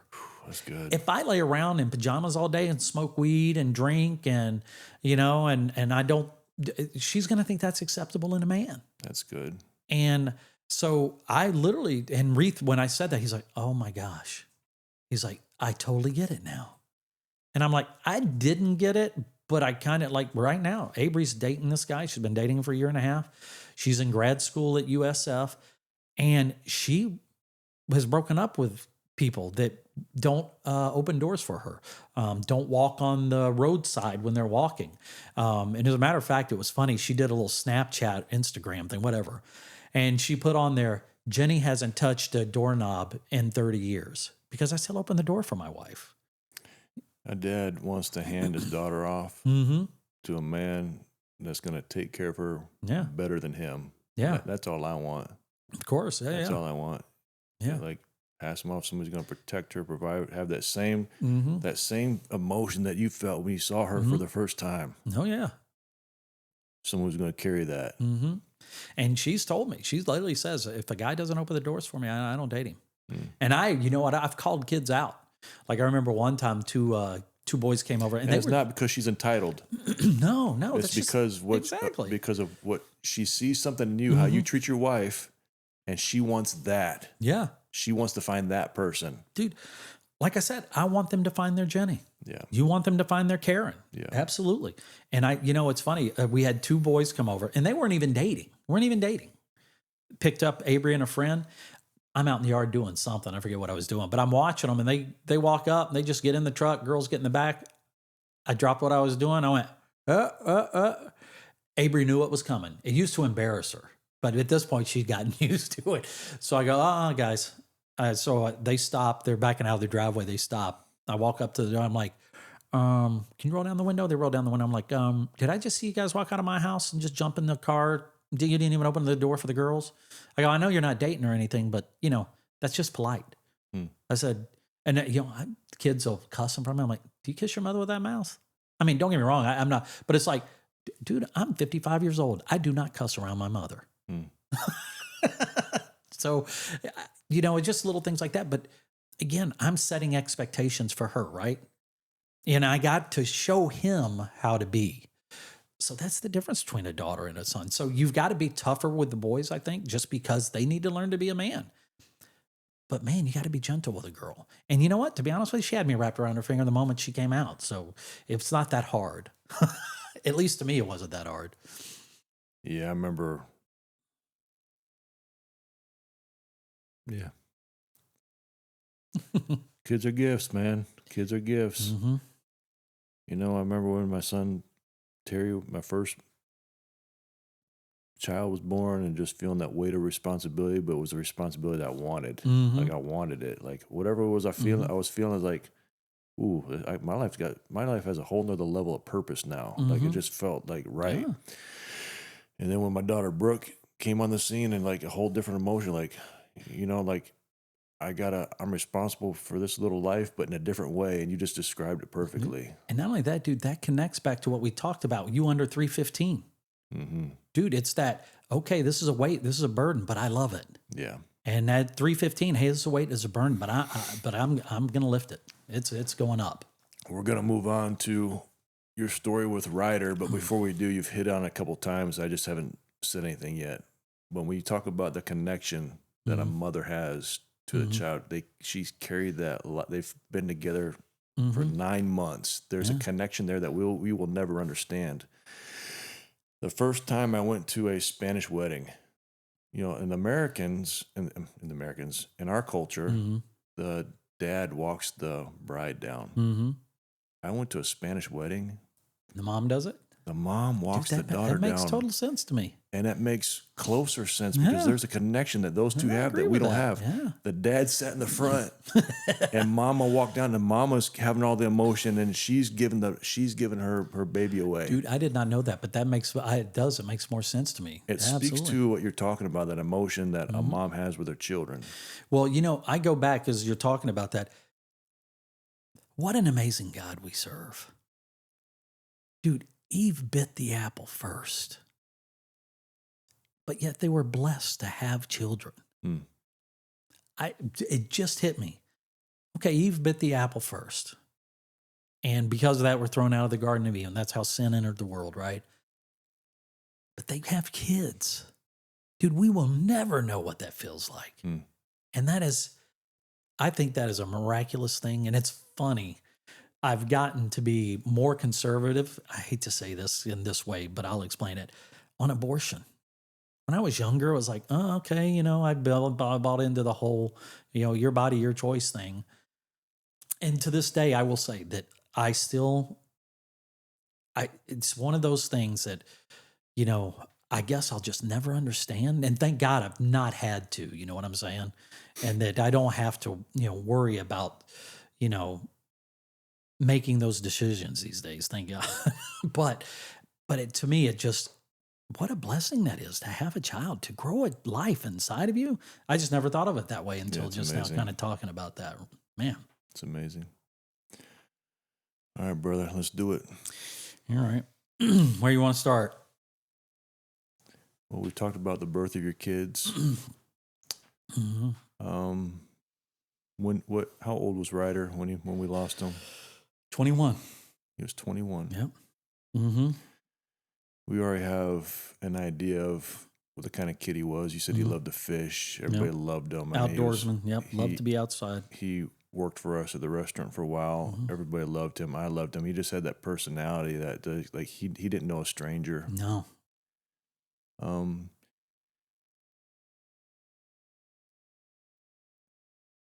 But there was a trajectory that he was on.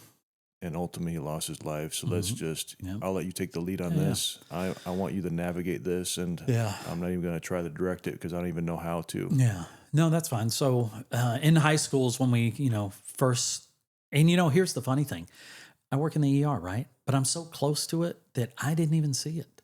Jenny's the one that picked it up. Again, that mother, that she could even, the sound of his voice over the phone, there were times she knew. And again, I think that goes back to a mother's love, like carrying it, being part of, What do you mean she knew? She was like, he's on something. I can tell by his voice. Really? Or like she picks up little things like, he avoids us when he's on something. He doesn't, he makes sure he's gone all the time. Or his eye twitches. There's some little thing, or he does a move.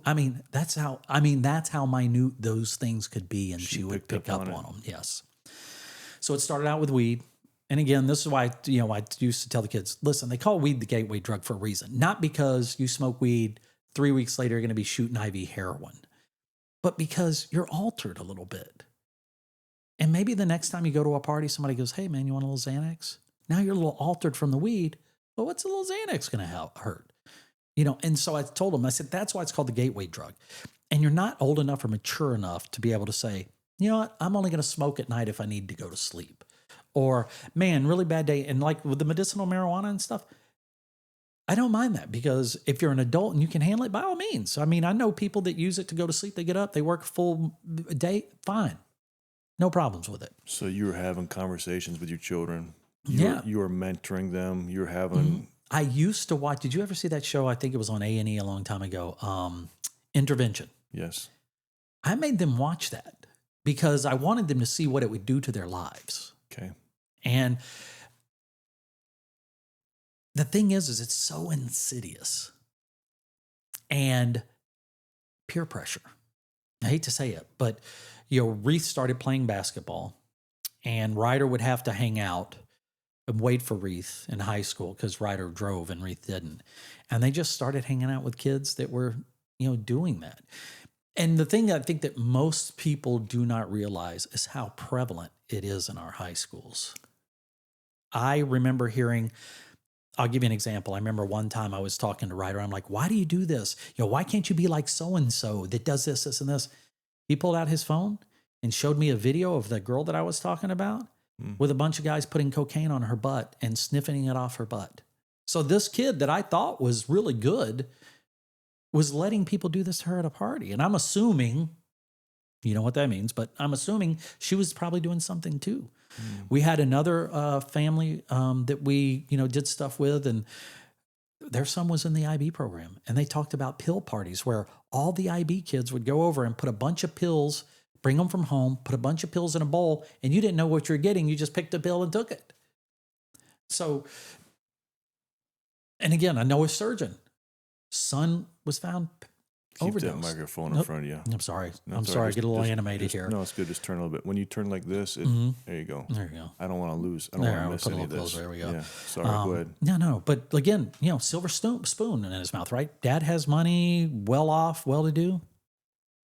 Found him overdosed. So what I'm trying to say is that you just never know. We, and even me, before this happened, just assumed that, well, probably family life's not very good. Parents probably aren't the greatest parents. But how far from the truth is that? You don't know, right? So nobody's sanitized from this. No. Nobody's sanitized from this. And you haven't made this point yet. I'm going to make it for you. You guys moved out to Alva on some property. To get away from it. For the purpose to put your children in protect them. Yes. So you are active parents. Your wife has an intuition for her children. It's not just everybody doing their own thing. Yeah, of course. You are being parents. Yes. You're busy working, but you're being parents. So go ahead. Now, we did have some other things, and like we discussed it earlier off, but my mother-in-law was living with us. She had Alzheimer's, so my wife was taking care of her. We had Avery, who was younger. So we had other things so the kids were involved with sports. They had to go, so again, there are other things going on in your life, right? So it's not like you're just sitting there watching your children. At that time, there wasn't even a such thing as a helicopter parent, right? But you're doing your best, and I'm working. But like I said, and I'll give you an example. There was one night when Ryder, his friends dropped him off at the ER because they didn't think he was breathing. At my ER, Cape Coral, where I've worked for 20 plus years. One of the PAs there, great PA, Ray Mitchell's his name. And he was like, Bill, he called me. I got the phone call 2, 3 in the morning. And he's like, your son's here. I've got him in here. It appeared like he may have had an overdose. His friends brought him in. So of course, Jenny and I get up and head in. Well, the next time I worked with Ray was like, I asked him, I said, who brought him in? Can you describe him to me? And I showed him, and he's like, yeah. I said, all these kids do drugs. And he's like, what? He's like, Bill, they do drugs? I'm like, yeah. I'm like, just because they're wearing polo shirts and Calvin Klein jeans and Nikes, they're doing drugs together. He's like, I would have never thought that.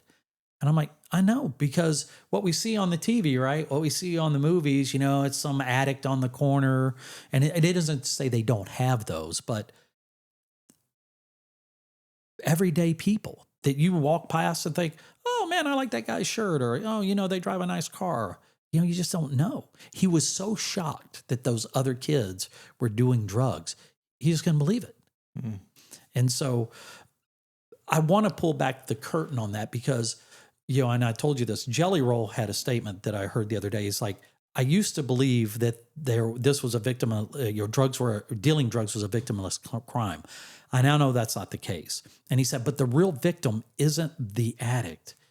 It's the family. And that is so true. Because Jenny and I there would be days, weeks, where all we could muster up emotionally and mentally was to sit and stare at the walls. Because you're so emotionally and mentally drained, it affects you physically. We lost friends. Friends would ask us to do things. We just didn't have the energy to go out and do anything. I didn't so much care about what other people thought, but it weighed on Jenny. Because, guys, again, our circle's small, right? We kind of, I told you, the honey badger, we just, don't give a crap, we just keep going. But again, that whole mother thing, right? That intimacy, that connection that they have with their children. And she would worry about what other people thought. And I get it because I worked with a guy who's, before all this happened with me, his son got involved. And I remember one time telling him, I told him, I said, Jonathan, you should just kick that kid out. His son? Yeah. I said, you just get rid of him, kick him out, kick him to the curb. Now, he wound up going to jail. The son did. But I remember when my kids started going through that, I apologized. I'm like, Jonathan, I'm so sorry I said that to you. I should have never said that. I said, nobody understands you're fighting for your kid's life. It's not just about drugs. It's not just about getting high and having fun. When it gets to that point, you're hoping they live. And unfortunately, pain pills came into play. So we got into opiates and other stuff. Do you know you're a good dad, Jenny's perfect mother?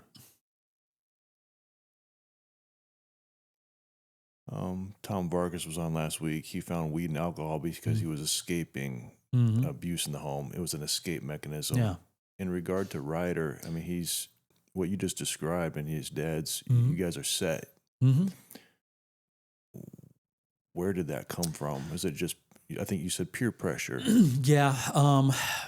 Without mentioning names, there was a family that we were helping out. One of the family members had access to pain pills. Okay. And the older brother was doing them on occasion. And, kids, they'd skip school. And because it was right across the street from the school, they would go over. And so just out of fun, they tried it. Got it. Start out just being like curious or Yeah. just something. Mhm. Okay, got it. Yeah. But before long, of course, they become addictive, obviously. Okay. There are people out there that can do it and they don't become addictive. But if you have an addiction does, kind of run in both of our families. My dad was an alcoholic, had a cocaine problem here and there. Jenny's dad used alcohol a little bit, but he kind of got past that, type thing. So sadly, there was, a genetic. And I will say this while I'm thinking about it. I truly believe addiction is a disease. It's also mental, and I think it's part demon possession. Because Ryder would lay there and he would cry to Jenny and say, I wake up and I don't want to do this. I fight it as hard as I can. But then something takes control of me and I can't stop thinking about it. And I can't stop it until I do something. And I think we are foolish today as Christians to think that there's no such thing. I mean, I used to, I'd watch Benny Hinn, right? He'd be like smacking people on the head and they're healed. And so I had that thought of, well, no, I don't think that's it. But, the Bible tells us just in the days of Noah, right? It'll be that way at the end. And I do. Yes, there are addicts that do it and they just love the way it feels and whatever. But I think it gets to a point where, again, there's that piece of them that they can't control. And I don't know anything else to chalk it up to because you knew Ryder. You knew how sweet he was. I mean, one of the kids at his funeral talked about how he'd give these long, awkward hugs because he just thought it was funny and would just love to hug his friends. We had that one kid that talked and told the story about how Ryder nicknamed him Panda. And I'm like, of course, leave it to my son to give the chubby Chinese guy the nickname Panda, right? It's like, but because he was such a loving kid, he totally loved the nickname, And sadly, he overdosed right in front of Jenny and I one day. I had to do CPR on him until EMS got there. He went in the bathroom. We were literally going to go to the mall to buy some clothes because I told him he needed to get a job and we were going to go put applications in and stuff. And he said, okay, let me go use the bathroom. See, that's how easy it was. That's how, I don't know where it was. I don't know how he hid it. I don't know. I don't even remember him going into his room before he went into the bathroom. I just remember him coming out. And then Jenny Jenny noticed it before me. And she's like, is there something off? And I looked out because he walked outside to hit golf balls. And I look outside and he's holding the club in his hand like this. He goes down. I catch him. I pull him inside. He's not breathing. Put him on the floor. I start CPR on him. Jenny calls 911. Of course, Jenny hits her knees, starts praying, calls people, starts having them pray. Now, Retha's freaking out, because I'm doing CPR on his brother's dying right in front of him, right in front of me. Luckily, I do what I do. And I remember I had to shut the emotions off. Wow. Jenny's running around screaming and praying, and I'm telling her she needs to be quiet so I can concentrate. I just had a thought.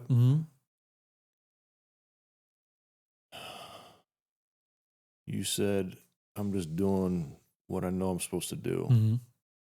And you're reviving your son.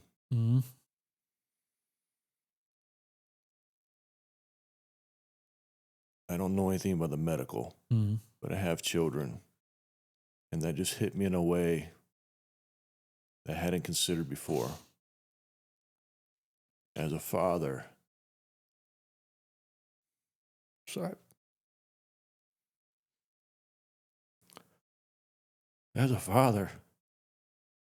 what does that mean to be a dad? And then to do the things that we're supposed to do. And I'm constantly asking myself, am I doing what I'm supposed to be doing? Because I have some stories, they're not as traumatic as yours, but I haven't had a chance to talk, I haven't felt like I've been able to talk about them yet because they're deep.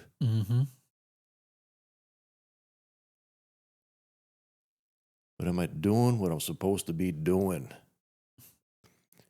When it feels like family life is falling apart, and then you put that on yourself, you blame yourself, or you're feeling like that, like where did I go wrong? What did I do wrong? Like, And that's what you do. I mean, that's that whole mental and emotional. What did we do? What did we do wrong? Did I spank him one time and I shouldn't have? Or, and again, it's that the moment they're born, knowing you're going to go to the gates of hell. yeah. I was at the gates of hell, but I knew I had to be because he wasn't going to live otherwise. So yes, I had to kind of shut that emotion off. I had to, because I'm doing chest compressions, and actually in between I'm smacking the crap out of him because it would wake him up for a minute, so he would take a few breaths on his own, because I had to work him for about 30 minutes before he got there. Wow. And so, they came in and after this, they gave him Narcan. He woke up, but I remember driving behind that ambulance. Jenny thought he was dead because the lights and sirens were off. She thought she was, and I just say, baby, if they were still working him, lights and sirens would be on. He's awake. Good. They only turn them off if they've revived the patient. And, we got there, and of course he was alert because they hit him with the Narcan. And to this day, Jenny carries Narcan everywhere she goes. Wow. There's Narcan in everybody's car. Avery carries Narcan. And what freaking kind of world we live in that a woman has to walk all that in her purse? What in the world, man? Like, what is going on? Dude, we live in a world where everything that we tell them and teach them, the world tells them opposite. Be faithful. Don't do drugs. Be kind. Don't take advantage of people. But the moment they walk out that door, drugs are fun. Screw anybody you want. Makes you feel good. It doesn't matter who you screw over as long as you make money and you make it to the top. That's why we're not of this world. And that's why, and I think I told you, Jenny and I isolating ourselves was part of the master plan. Satan loves it when you're isolated. Right. And that's why I chose to do this with you. As a matter of fact, as soon as you asked me, I knew I was going to do it, because that isolation almost destroyed the family. Because you're so isolated and thinking that everybody thinks bad of you, that you don't want to do anything. You don't want to go outside. You don't want to do anything. And then having to see your son that way. And the day that he passed away, Jenny was the one doing CPR on him. Oh, my goodness. Avery was on 911. I was in the ER. And it was 3 days before Irma. Wow. I knew we had to get ready. And I didn't even go into again, the phone call, the cops showing up at the house, the phone calls we would get, from friends that were concerned or had heard this or heard that. And there's different stages. I'm sorry, man, I'm all over the place, but it'll make sense. Listen, you're doing great. You're doing good. You go from defending your child. Right. Like, no, that would never happen. No, not my kid, not my kid. And there was one time I was in the ER. Jenny called me. Ryder had taken, and again, I'm telling this story so you see what kind of person, how kind and gentle he was. But it still got him. He snuck out his BB gun. And him and another kid were shooting. And he shot this girl in the back. And his story to me was, I was shooting at the stop sign and I missed and I hit this girl in the back. I got home that next morning and I lit him up because he knew he wasn't supposed to take out the gun, BB gun, much less shoot it in the neighborhood. This is when we were still in the Cape. Still in the Cape. And I spanked his butt. I cried when I walked out of the room, but I knew he needed a lesson. 6 months later, he tells me, Dad, I didn't shoot that girl. And I'm like, what? And he's like, so-and-so who was with me did. Oh. And I was like, okay. And I said, well, why? Why did you tell me that?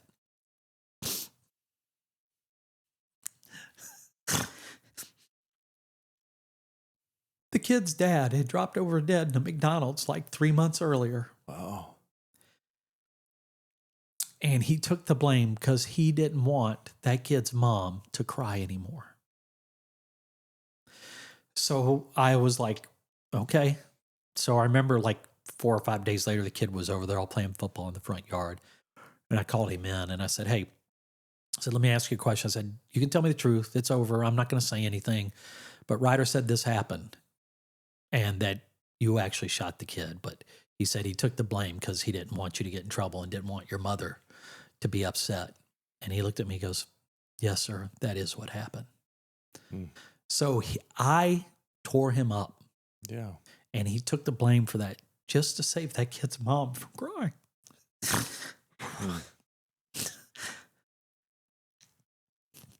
So to sit there and know that this kid who was so loving and so kind can succumb to this. And sadly, to be honest with you, he was actually doing better. He actually reached out to one of the rehabs he had been into, told him he was struggling a little bit. And sadly, they just kind of told him, well, there wasn't a whole lot they could do. I wish they'd have said, yeah, come over right now. We would have figured out how to make it work, you know. So he called the rehab place. Yeah, he was like, his biggest issue was insomnia, you know, and he got his Xanax that was laced with fentanyl. And I left that morning. He had me blocked in. So I went into his room and him and his girlfriend were, you know, up just watching his show, you know. And I told him, I said, son, you got me blocked in. You need to get your car. And when he came out, because I didn't want to say anything from his girlfriend, and I was mad because the hurricane was coming. I needed him. I told him, I said, I need your help this afternoon. And this hurricane's on the way. I need you to help me around this house. I was not happy. I lit into him. And the last words I said to him were not kind.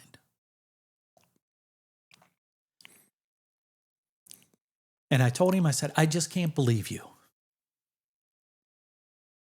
And I drove off. And those were the last words I got to say to my son. Hit the pause button.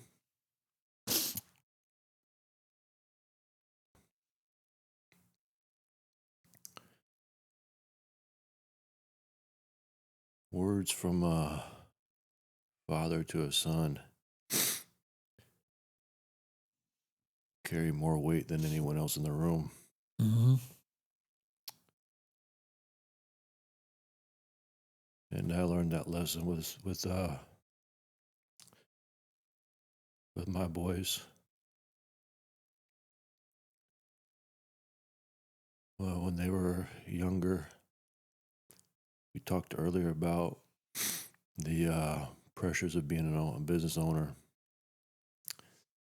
One of those pressures was I was still a kid myself and managing a bunch of people and didn't realize I wasn't shutting it off. And I came home and I treated my boys like my employees I've been working with all day. Mm-hmm. I was saying things to them like they're my workers, and they're not my workers. Mm-mm. Yeah. They're my boys. And when someone else could speak to them that way, it'd be okay because they're not dad; they're just so and so. But a dad's words carry more weight than anybody else in the room. That was a hard lesson to learn. And that's why I had to hit the pause button on it because I'm feeling what you just what you just said. Like someone else could have said that to them. Yeah. And maybe it would have affected them a little bit, maybe wouldn't, but not as much as yours because they play that over and over again in their head. Like, is that what dad thinks? Even my relationship with my dad, I'm 50 years old, but my dad can say something to me that'll cut me so deep, or it'll either make me so proud, it'll do something inside me that no one else in this world can affect me. Absolutely. My dad thinks I can do it. Mm-hmm. My dad doesn't think I can do it. Yeah. My dad thinks that about me. Mm-hmm. Well, my dad thinks that about me. Yeah. And like I said, he was getting better. He just had that one issue. And actually, we know the person that mixed that, know who it was. And unless they had, because of course we cooperated with the police. And I'm going to really go raw on everything just so people can kind of get a really. So 2 hours later, I'm in the ER. I get a call. Jenny's like, oh my God, he's not breathing. He's not breathing. And I'm like, call 911. And I just slam the phone out. And I have patience. I'm working with Dr. Bob Esposito. And if he sees this, thank you, Bob. I just ran out of there. I didn't grab anything that other than my keys. I ran red lights. I was blowing my horn through everything. I got to 31 at the Civic Center, and there was a sheriff 2 cars in front of me. I got out at the red light and ran up to him and knocked on his door and said, my son's overdosed.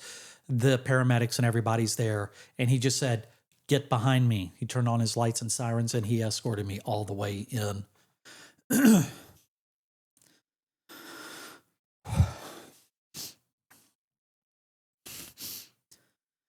When I walked in the room, though, I knew he was dead. I knew he was not coming back. They were still working him. Because you do. With kids, you work them. You don't want to leave any doubt that you didn't do everything within your power to help save that child. But so many years of working in the ER, I knew as soon as I saw him, he wasn't coming back. And to see my wife over crying and just so panicky. And my daughter. Reith wasn't there yet. They called him and he was on his way. That's kind of a horrible thing to know. Just to walk in and see it and just know. You walk in, you see it, but you're letting the scenario play out because you don't want your wife to know yet. Well, not only that, I'm hopeful. I'm praying, God, please do something here.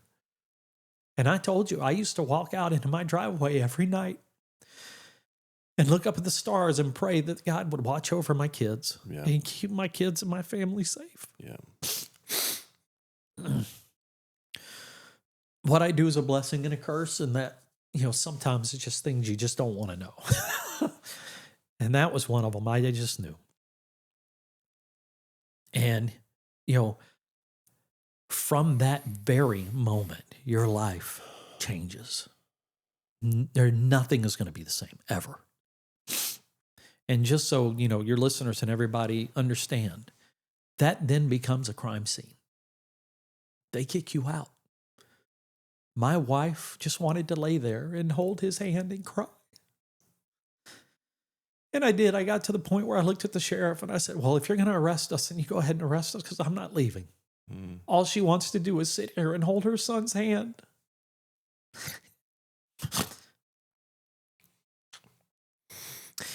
And then they come in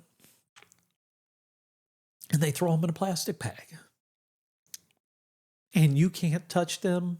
You're not supposed to see them because they treat it as a crime scene. And so Jenny didn't want to have a viewing, but I had to have one because I was not nice the last time I saw him, and because I didn't want the last thing I saw was him in that fucking bag. Excuse my language, sorry.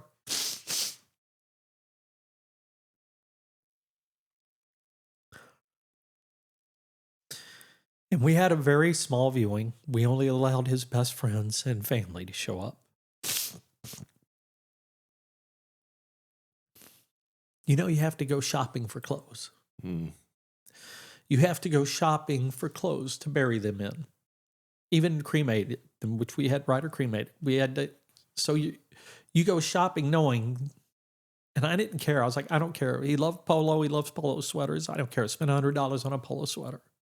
Get his favorite shoes. I don't care. Spend $150 on those damn Nikes. I don't care. And I know they're going to be burnt up. And then you have to make arrangements. You don't want to do anything but cry. And because of Irma, his funeral and everything was delayed. Oh, wow. Because like I said, 3 days later, we got hit by the storm. Yeah. Well, thank God my little brother and my mom flew in last night. They were the last plane in here. I would have let the house blow away. My brother was like, Bill, we had good friends, Jim and Janie. Jim came out and, he already had his house proofed. And so he came out and I would have let the house blow away. If my brother hadn't come, I would have been like, I don't care. And you have to go through pictures and you have to pick out music and you have to, who do you invite? And, you don't want to do those things. You just want to scream. You want to yell. You want to cry. You want to be in some dark place closed off. But you have to smile and you have to greet people and you have to, it is nice to have the people talk about your son and everything. And it's nice to see those pictures, but you're dying. You're dead inside. Part of your future dies with your child. There's no grandkids coming from Ryder. Would have been such a good dad. Yeah. I don't get to see him walk down the aisle. I don't get to, go fishing with him anymore. So part of your future dies. And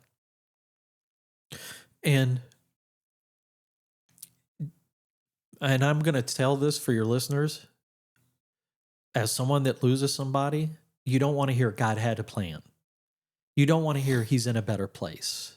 You don't want to hear those things. I mean, they're platitudes, and I know that they're saying it to try to show their remorse or that they feel sorry for you. I just want to punch you in the throat. You come up to me and tell me God had a plan. I don't give a crap about God's plan at that moment. That's my son. That's my child. My plan was to have him here. Mm. My plan was to watch him become a man and have his own family. Don't tell me he's in a better place. I don't want to hear that either. Because he's not with me, and that's the place he should be. He's not with his mother. He's not with his brother and his sister. Just go tell people, I'm sorry for your loss. Anything I can do. It's just a pro tip, just because. Nobody wants to hear that. And I can tell you from talking to other parents that have lost children, they all say the same thing. You notice I'm not saying anything right now. No, you did what you were supposed to do. I remember you said, brother, I'm sorry. Let me know if you need anything. Those are the perfect words. But even right now in this space, I can't speak to this. All I can do is feel it.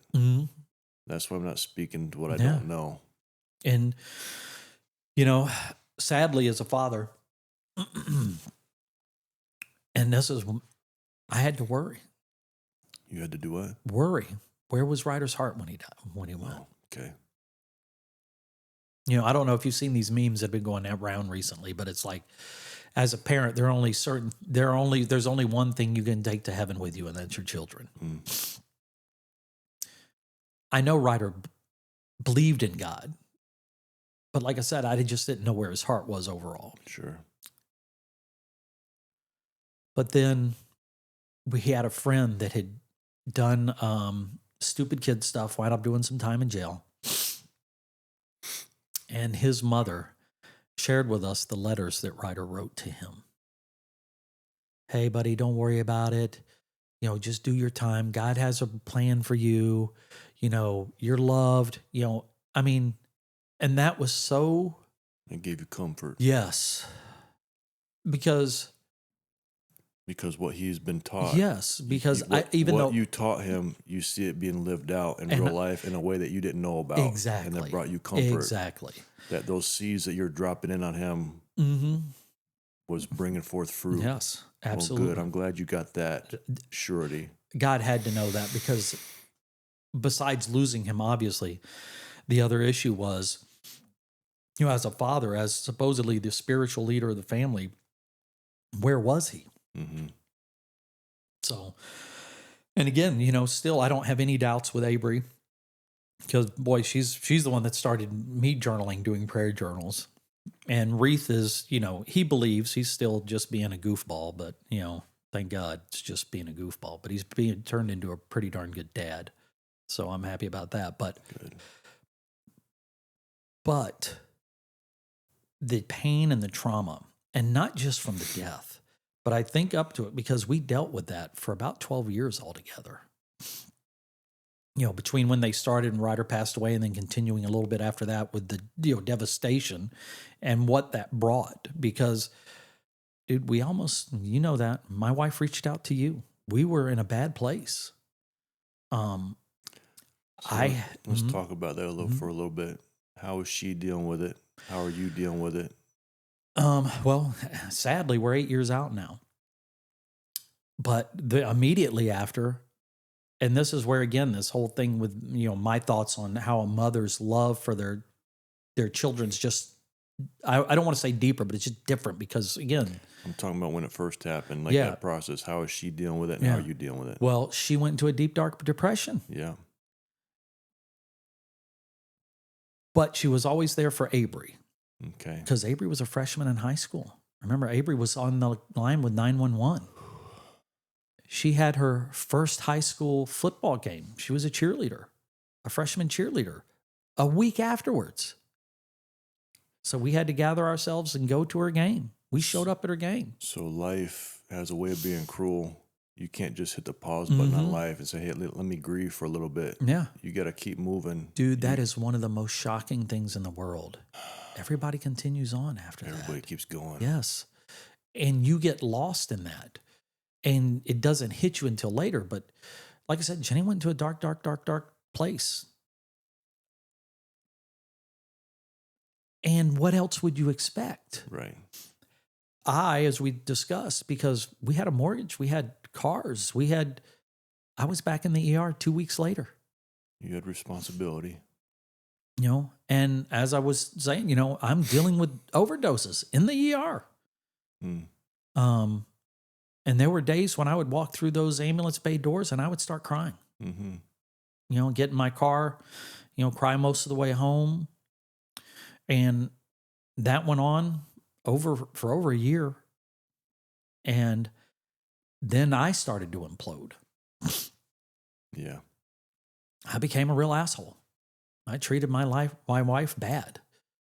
Said and did things that I should have never done. And now looking back on it, I tell Jenny, I'm like, it's not an excuse, but it's almost like an out-of-body experience. I turned my back on God. I stopped praying at night. Stopped reading my Bible.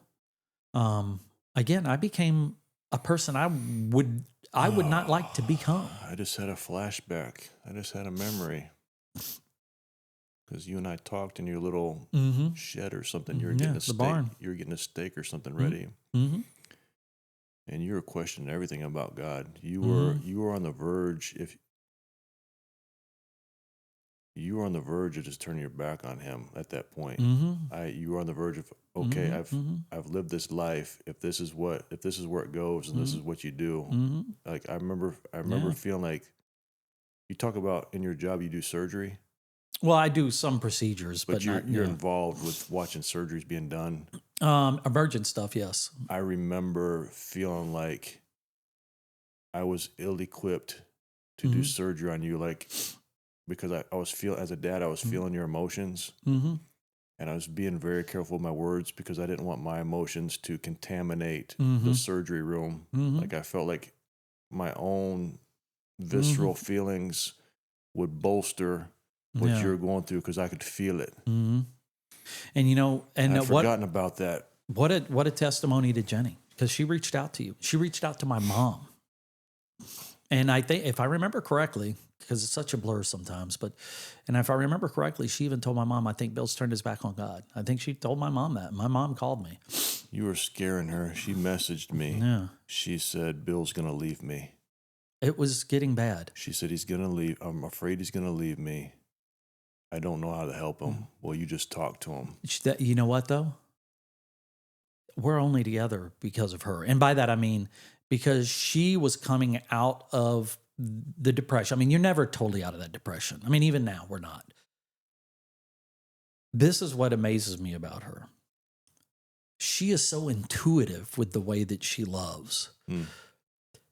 The people she loves so well just by the change of their voice. Just by a little twitch, she picks that stuff up. I call her CIA Jenny.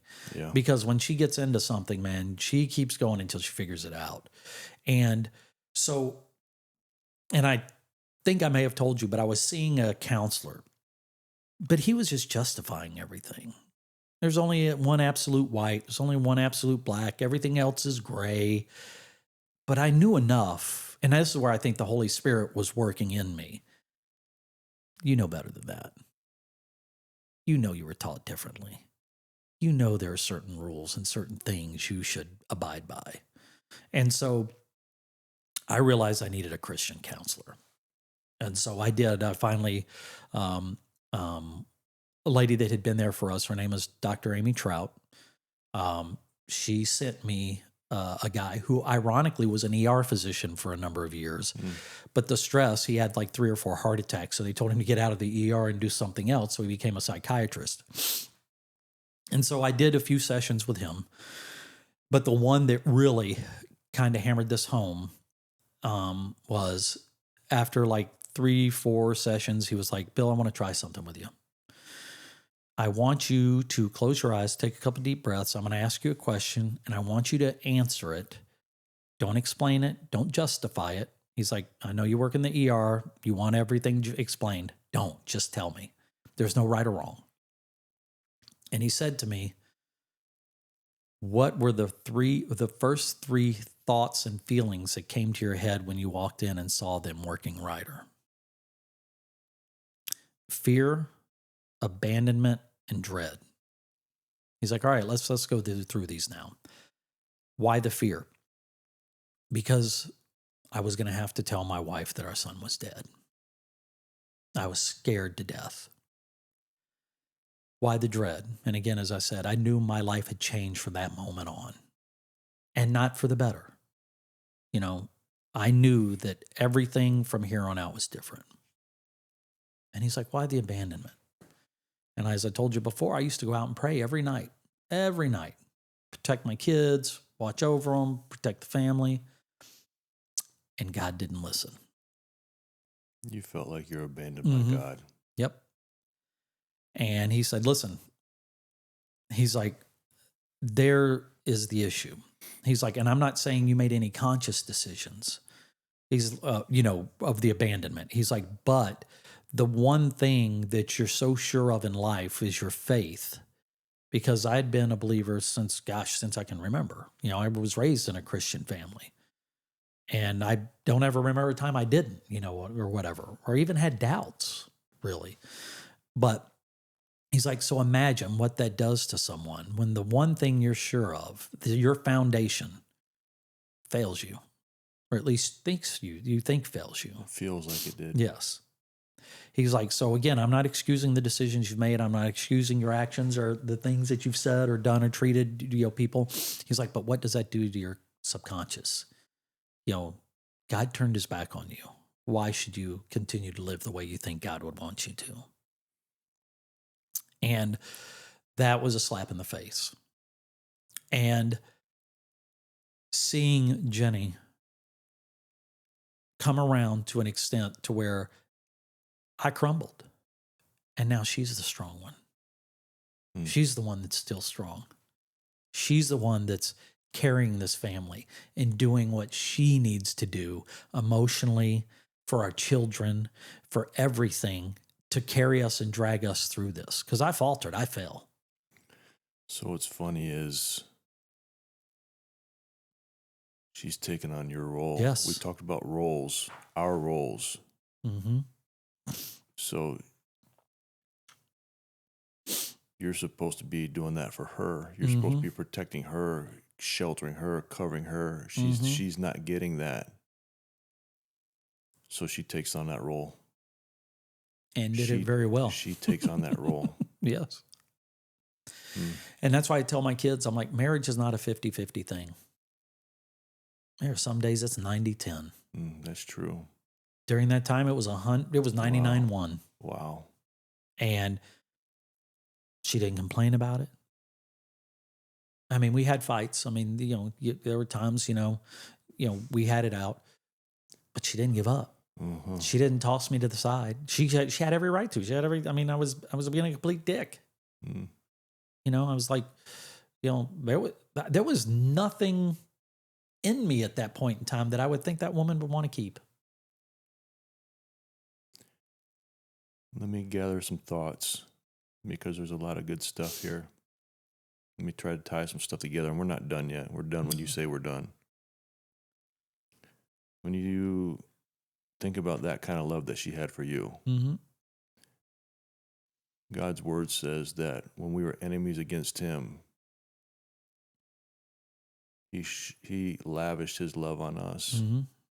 When we wanted nothing to do with him, Mm-hmm. when we were as that word that you described towards him, Mm-hmm. he set his affection on us. Yeah. He chose to love us in spite of he's not getting anything back.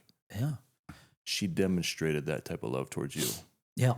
And you know what's funny? It's like I heard it. Have you ever heard of Philip Anthony Michael? No. He's a pastor. 2819, I think, is his church up in Atlanta. But he put it this way, which is so crazy, and it just makes such sense. If you knew Karen was going to stab you in the back, leave you, and take all your money in a year from now, how would that change you towards her? He's like, but God knew that. God knew we were going to do that. God knew that we were going to put his son on a cross. Jesus knew it.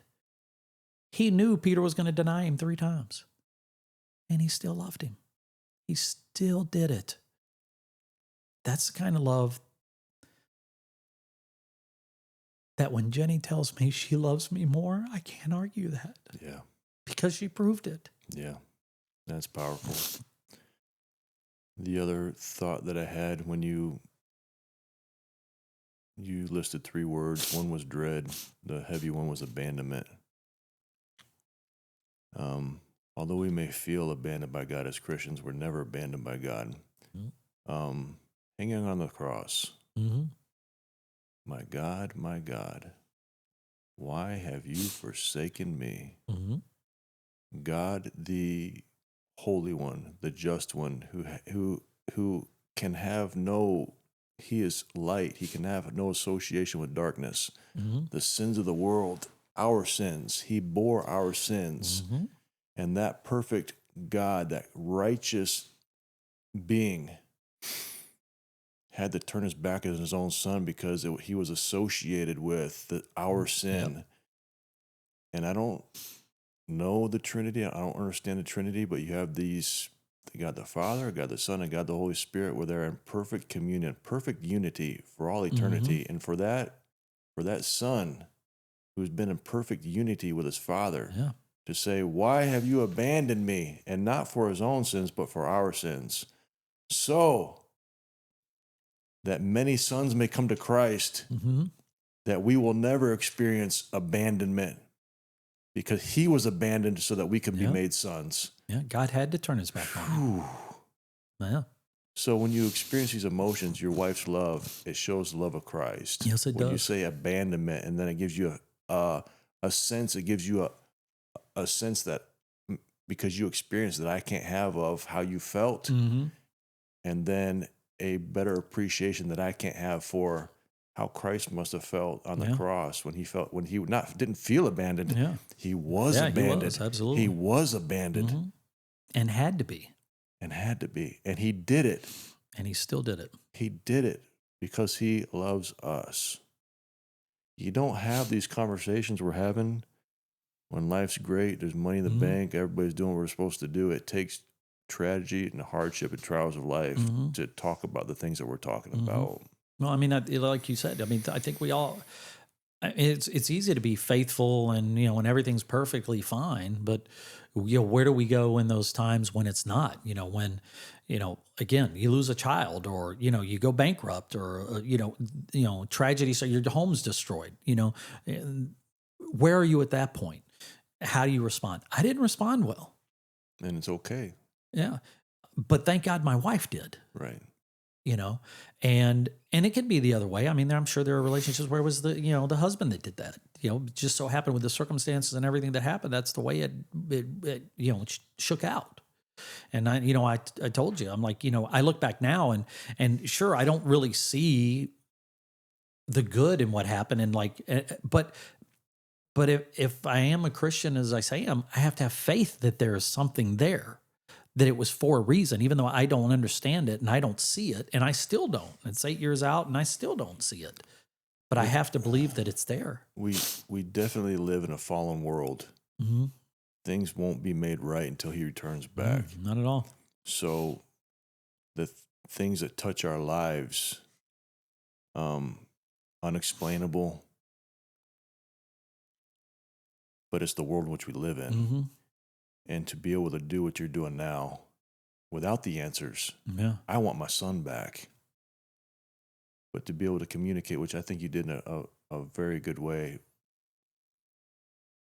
publicly, that someone else who may be going through this, or it could be on someone else's roadmap, their destiny, that they're going to go through this, to bear one another's burdens, to take the stigma off of, like what you said, how you're feeling, to the devil likes isolating. Oh, you're the and then you have your own thoughts being rehearsed in your mind, but you got demonic thoughts being rehearsed in your mind, and that isolationism, to be able to rip the Band-Aid off, say, hey, here's what I went through, here's what you're gonna go through, here's what you're gonna feel.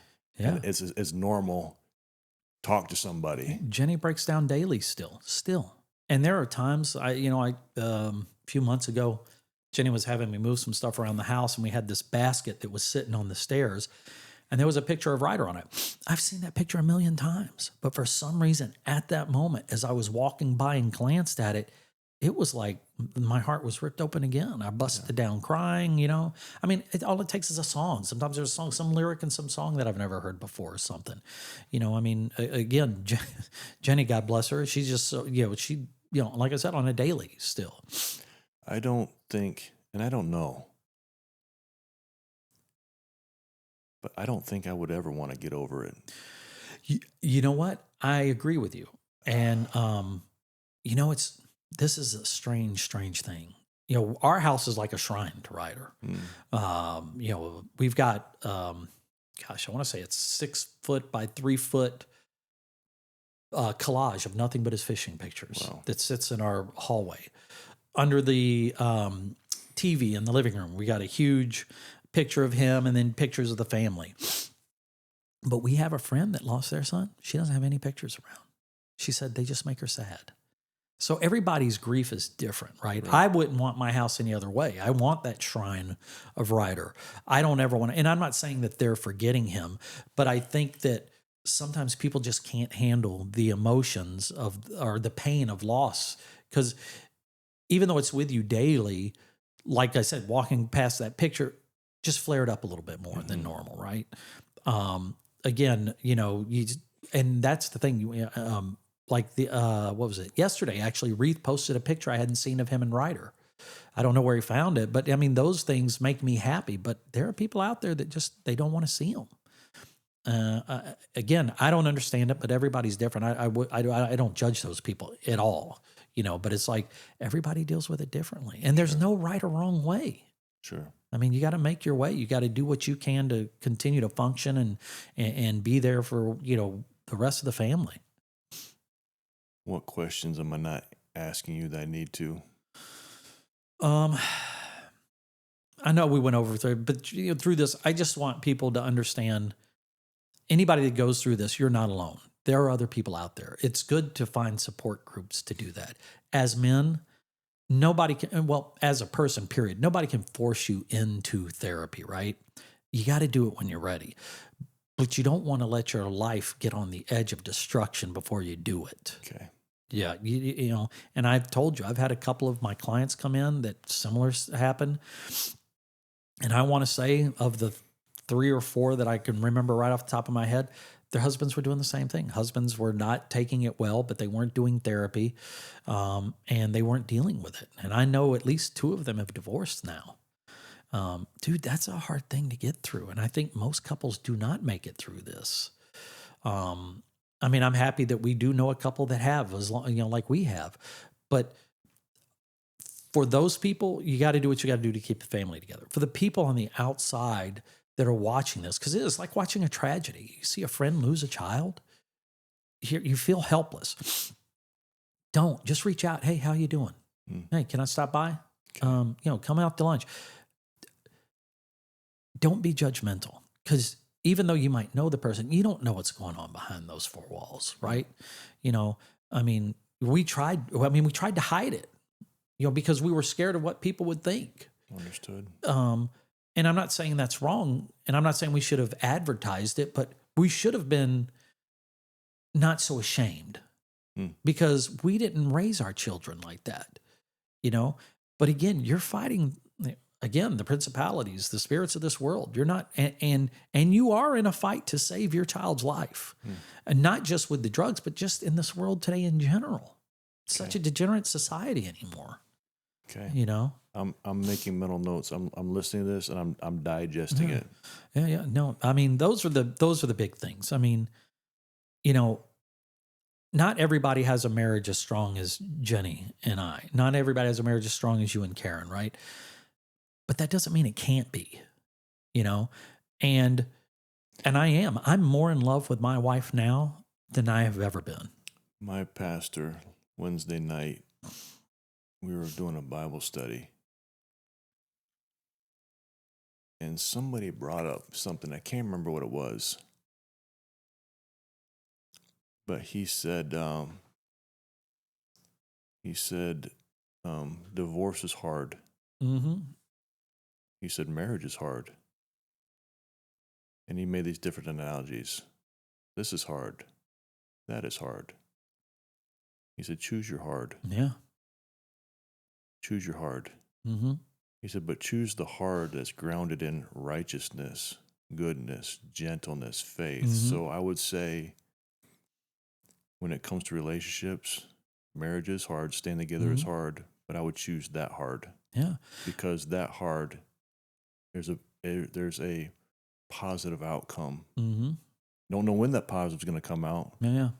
But there's a positive outcome. Yeah. Well, remember, God set up the family unit, so Satan is going to attack it. Yes. So, it's the wolf's always outside the door. Anything else? I think I'm good if you are. You said something early on.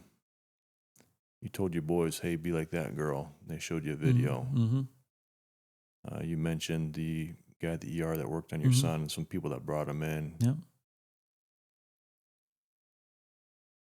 Would it be wise for grandparents and parents to have a conversation with their kids and grandkids, like a true heart-to-heart, and say, hey... Yeah, it's not going to hurt. I mean, depending on... You're not in trouble. Yeah. But just to get to know them where they're at and say, hey, I just want to know. Anything on that phone that's hurting you, that you're vexing your soul with? Yeah, dude. And any relationships that you're being vexed with, like you're not in trouble. And create an environment or a safe space where we can have these conversations, because the Bible says that the thoughts of a man's heart are like a deep well. Mm-hmm. There's these thoughts way down there, and it takes someone with some wisdom to pull them out. Oh yeah. There's things that would feel like I would rather die than someone knowing something about me. We all and have our those. kids, and our kids are living in that. Mm-hmm. So how do we have a conversation with them where we're pulling that stuff out so that they can Well, that's where the have healing, and we can do what we're supposed to do. Yeah. Well, that's the relationship. And again, I go back to Jenny because, I was more the disciplinarian, I'm the, but the boys would admit things to Jenny. She would be like, I wish they just wouldn't even tell me some of this stuff. Wow. But at least they know. At least they were telling somebody. Yes. I know we don't, occasionally we'd have those conversations. Now you can't tell the boys that I told you. And then she would tell me, and I'd be like, why did you even tell me? Because I just want to, I just want to go, go in there and rip something up. But man, that relationship that she had with them, I mean, I look at it now and it's like, how many tragedies were avoided because of that? How many times did she steer them in another direction to help keep tragedy from happening? So, I mean, again, it's like, I'm at the, of course, the kids are grown now. They know they can talk to either one of us about anything, but there has to be that trust. And it doesn't have to be with both parents. I I don't know that it has to be. I mean, it's nice, but can you really trust that many people? And I say that, but it's like, I mean, how many people can sit down with their mom and dad and say, hey, you know, I'm doing this and this and this? It's usually one of the parents they feel that they can talk that way to. And hey, you know what? This is what's going on and I need help with this and this is how I'm feeling, right? In our family, everybody goes to Karen. Well, you know, you and I are. And I'm so glad. There are times I was like, thank God they did not tell me that. I'm so glad. It's important. It's important to. But again, that's the role that God has set up in the family, right? Your mother should be that person. I mean, I can tell my mom anything, you know, and I mean, I didn't have a dad around to really do that with, but I could tell my mom. And so dad's the protector, right? Dad's the disciplinarian. Dad's the one that, you know, that provides for us. Mom is the emotional one. Mom is the comforting, like even my grandbaby, you know, Pop-Pop's all fun, right? Pop-Pop throws her in the air. I run around with her. She leads me around by the hand. You know, we do everything. She bumps her knee. She's running to Jenny. She's over there with Ninny. She's tired. She's laying on Ninny's lap, you know, but when it's fun, it's me. But even a baby knows that. So that tells me that that's how it's supposed to be, right? I mean, it doesn't mean you can't be, and it doesn't mean that I shouldn't have that type of relationship with Reith, you know, who I have left. But that's just kind of the norm, and God kind of set it up that way. So I think it's probably natural. Like I said, now I'm thinking about it. Even Brielle's 2.5 years old, and she knows it. I forgot about another memory. I can't remember the circumstances that brought it around. If I had to guess, my son Thomas was 14, if I had to guess. He might have been younger, might have been older. But something happened, and he was compelled to have a conversation with me and Karen. Mm-hmm. And he just let it all out. He just that well just shot to the top. Yeah. Everything he was going through. Thank God he was comfortable enough to do it. And he said he was on the verge of going one way or the other, and he felt this. Man, I just let the kid talk, and it was heartbreaking for me to hear the stuff that he was struggling with. Mm-hmm. And he's sleeping 30 feet away from me. Yeah. You understand what I'm saying? Yeah, that's what I'm saying. How like many the times? Stuff that he was hanging on to. Yeah. The stuff that he was dealing with. Like he bought a joint from the neighbor. Mm-hmm. You know, he's like, I just was wanting to know what this felt like. Yeah. And he's like just talking about these this path to destruction. Mm-hmm. And that was God's grace to us for him to be able to talk. And I didn't like I was hearing. I was feeling so guilty that he's feeling all these heavy emotions, and I was oblivious to it. And he's sleeping underneath the same roof. You follow me? Yeah, that's what I tell you. Jenny can tell by the sound of their voice. I mean, like Avery will call, you know, and actually this whole thing, that's why Avery's getting her PhD. She wants a PhD in psychology. She wants to do counseling for addiction. But God bless her, she wants to set up, because there's a big, huge black hole between leaving a rehab and life. There's not this transition there, right? It's just like a drop off. Yes, exactly. Here you go. Here are your keys. I mean, don't get me wrong. They tell you, hey, you need to change people, places, and things. You need to do this. You need to do that. You need to go meetings, do all that. But there's no accountability in between. Okay. And again, unless you're finally at that point where you're going to make the changes, you get sucked back in.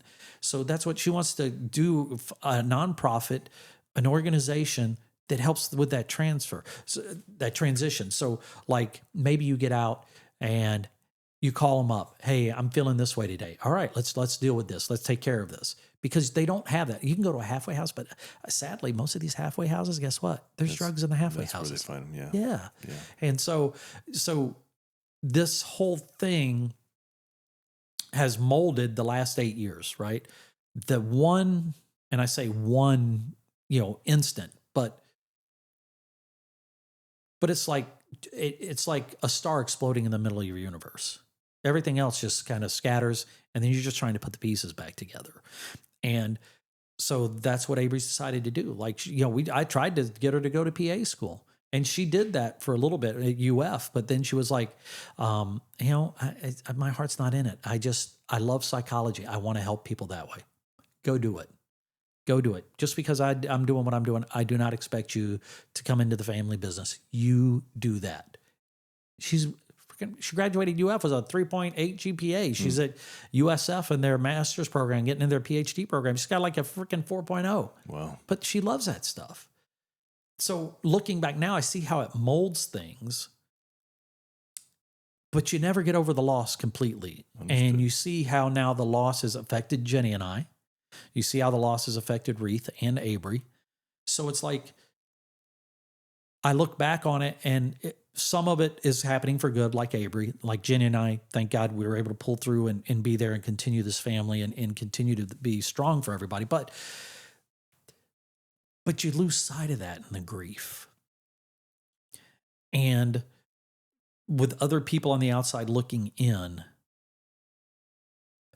they can't understand it. And here's the thing, I don't want you to understand it, because the only way you can really understand it is for it to happen to you. And Jenny and I have this saying, we belong in a club that we don't want to be in, and we hope nobody else joins. Don't want any more members. Yes, we don't want any more. Even my worst enemies, even people that I might strangle to death on live TV, don't want them to lose a kid. Roy Leitz was on the podcast a few weeks ago. He lost his son. Mm-hmm. And that's what he said. He said, I wouldn't wish this on my worst enemy. I would not. I would not. He wasn't able to speak to the loss, but you articulated it very well. And I know that's a process to get to this point, but you helped me understand that. And I there are no coincidences. For me to be doing this, it's outside of my comfort zone. Yeah. You and I became friends. This came into your life, and to have this platform to share very articulately how that process and where you're at. I pray that God would use this in the lives of people and reach out to you. Or Yeah. That's all I prayed last night. I was and even on the ride here this morning. I just hope that, somewhere, I don't even care if it's one person. Sure. I just hope it helps somebody. And, to kind of put it in perspective for people that have children. And because again, I have people that are like, I can't understand. No, you can't. But kind of think of it this way. Which one of your children can you live the rest of your life without? You can't. You can't think of that. Whether you have 7 kids or you have 1 kid. It's like, I can't imagine my life without one of them, period. You want to, I remember when my kids started getting older, and I felt this, like, there's a time in your kid's life where you're the man. Mm-hmm. They just want to be with dad and want to be dad. That's right. And then there's a time where they get out and there's more influences. And I just remember as more influences came into our children's lives, I remember feeling like I just want to bubble wrap them and lock them up in a room until they're adults, and then say, okay, now you can go. But you can't do that. You can't do that. We live in this world that's a dangerous place. There's adversaries on every side. There's all types of things that you can imagine, and we're called to raise them in this environment. Yeah. So what you shared today was helpful. I'm going to digest it. And again, I appreciate you being on here and communicating this. Yeah. No, thanks for having me on, man. I appreciate it. I'm compelled to pray. We prayed last week. I'm compelled to pray. Yeah, Would you be willing to do the prayer? Yeah. Oh, you want me to do it? Would you be willing to? Sure, I'll do it. Let's do it. All right, man. All right, brother. So, dear Heavenly Father, we come to you today, Lord, and we are thankful for these opportunities like this, Lord. I just pray that this message gets out to somebody that needs it, whether they need it now or they're going to need it in the future. even if it's something that doesn't really apply to this, but some message that'll help them through these times, Lord. And as for me, I pray that there comes a time when I can look back and say, okay, this is why this happens. Help us to remember that we don't always have to have that clarity because you do, because your master plan is so much further than we can see. It's so much further than we can comprehend. I remember reading the other night in the Bible that not even the heavens can contain you. So, Father, we're thankful for that. We're thankful for not understanding, but we're also thankful for that at the end, when we finally are in your arms, that we will. So, Lord, I pray for clarity. I pray for just health. And I just pray that you would, all those that are grieving and searching right now, I just pray that you would comfort and watch over them. In Christ's name we pray. Amen. Amen, brother. I appreciate you, man. No, man, thank you. Thank you. Thank you. That's okay, still strong. Watch me rise my way, slow growth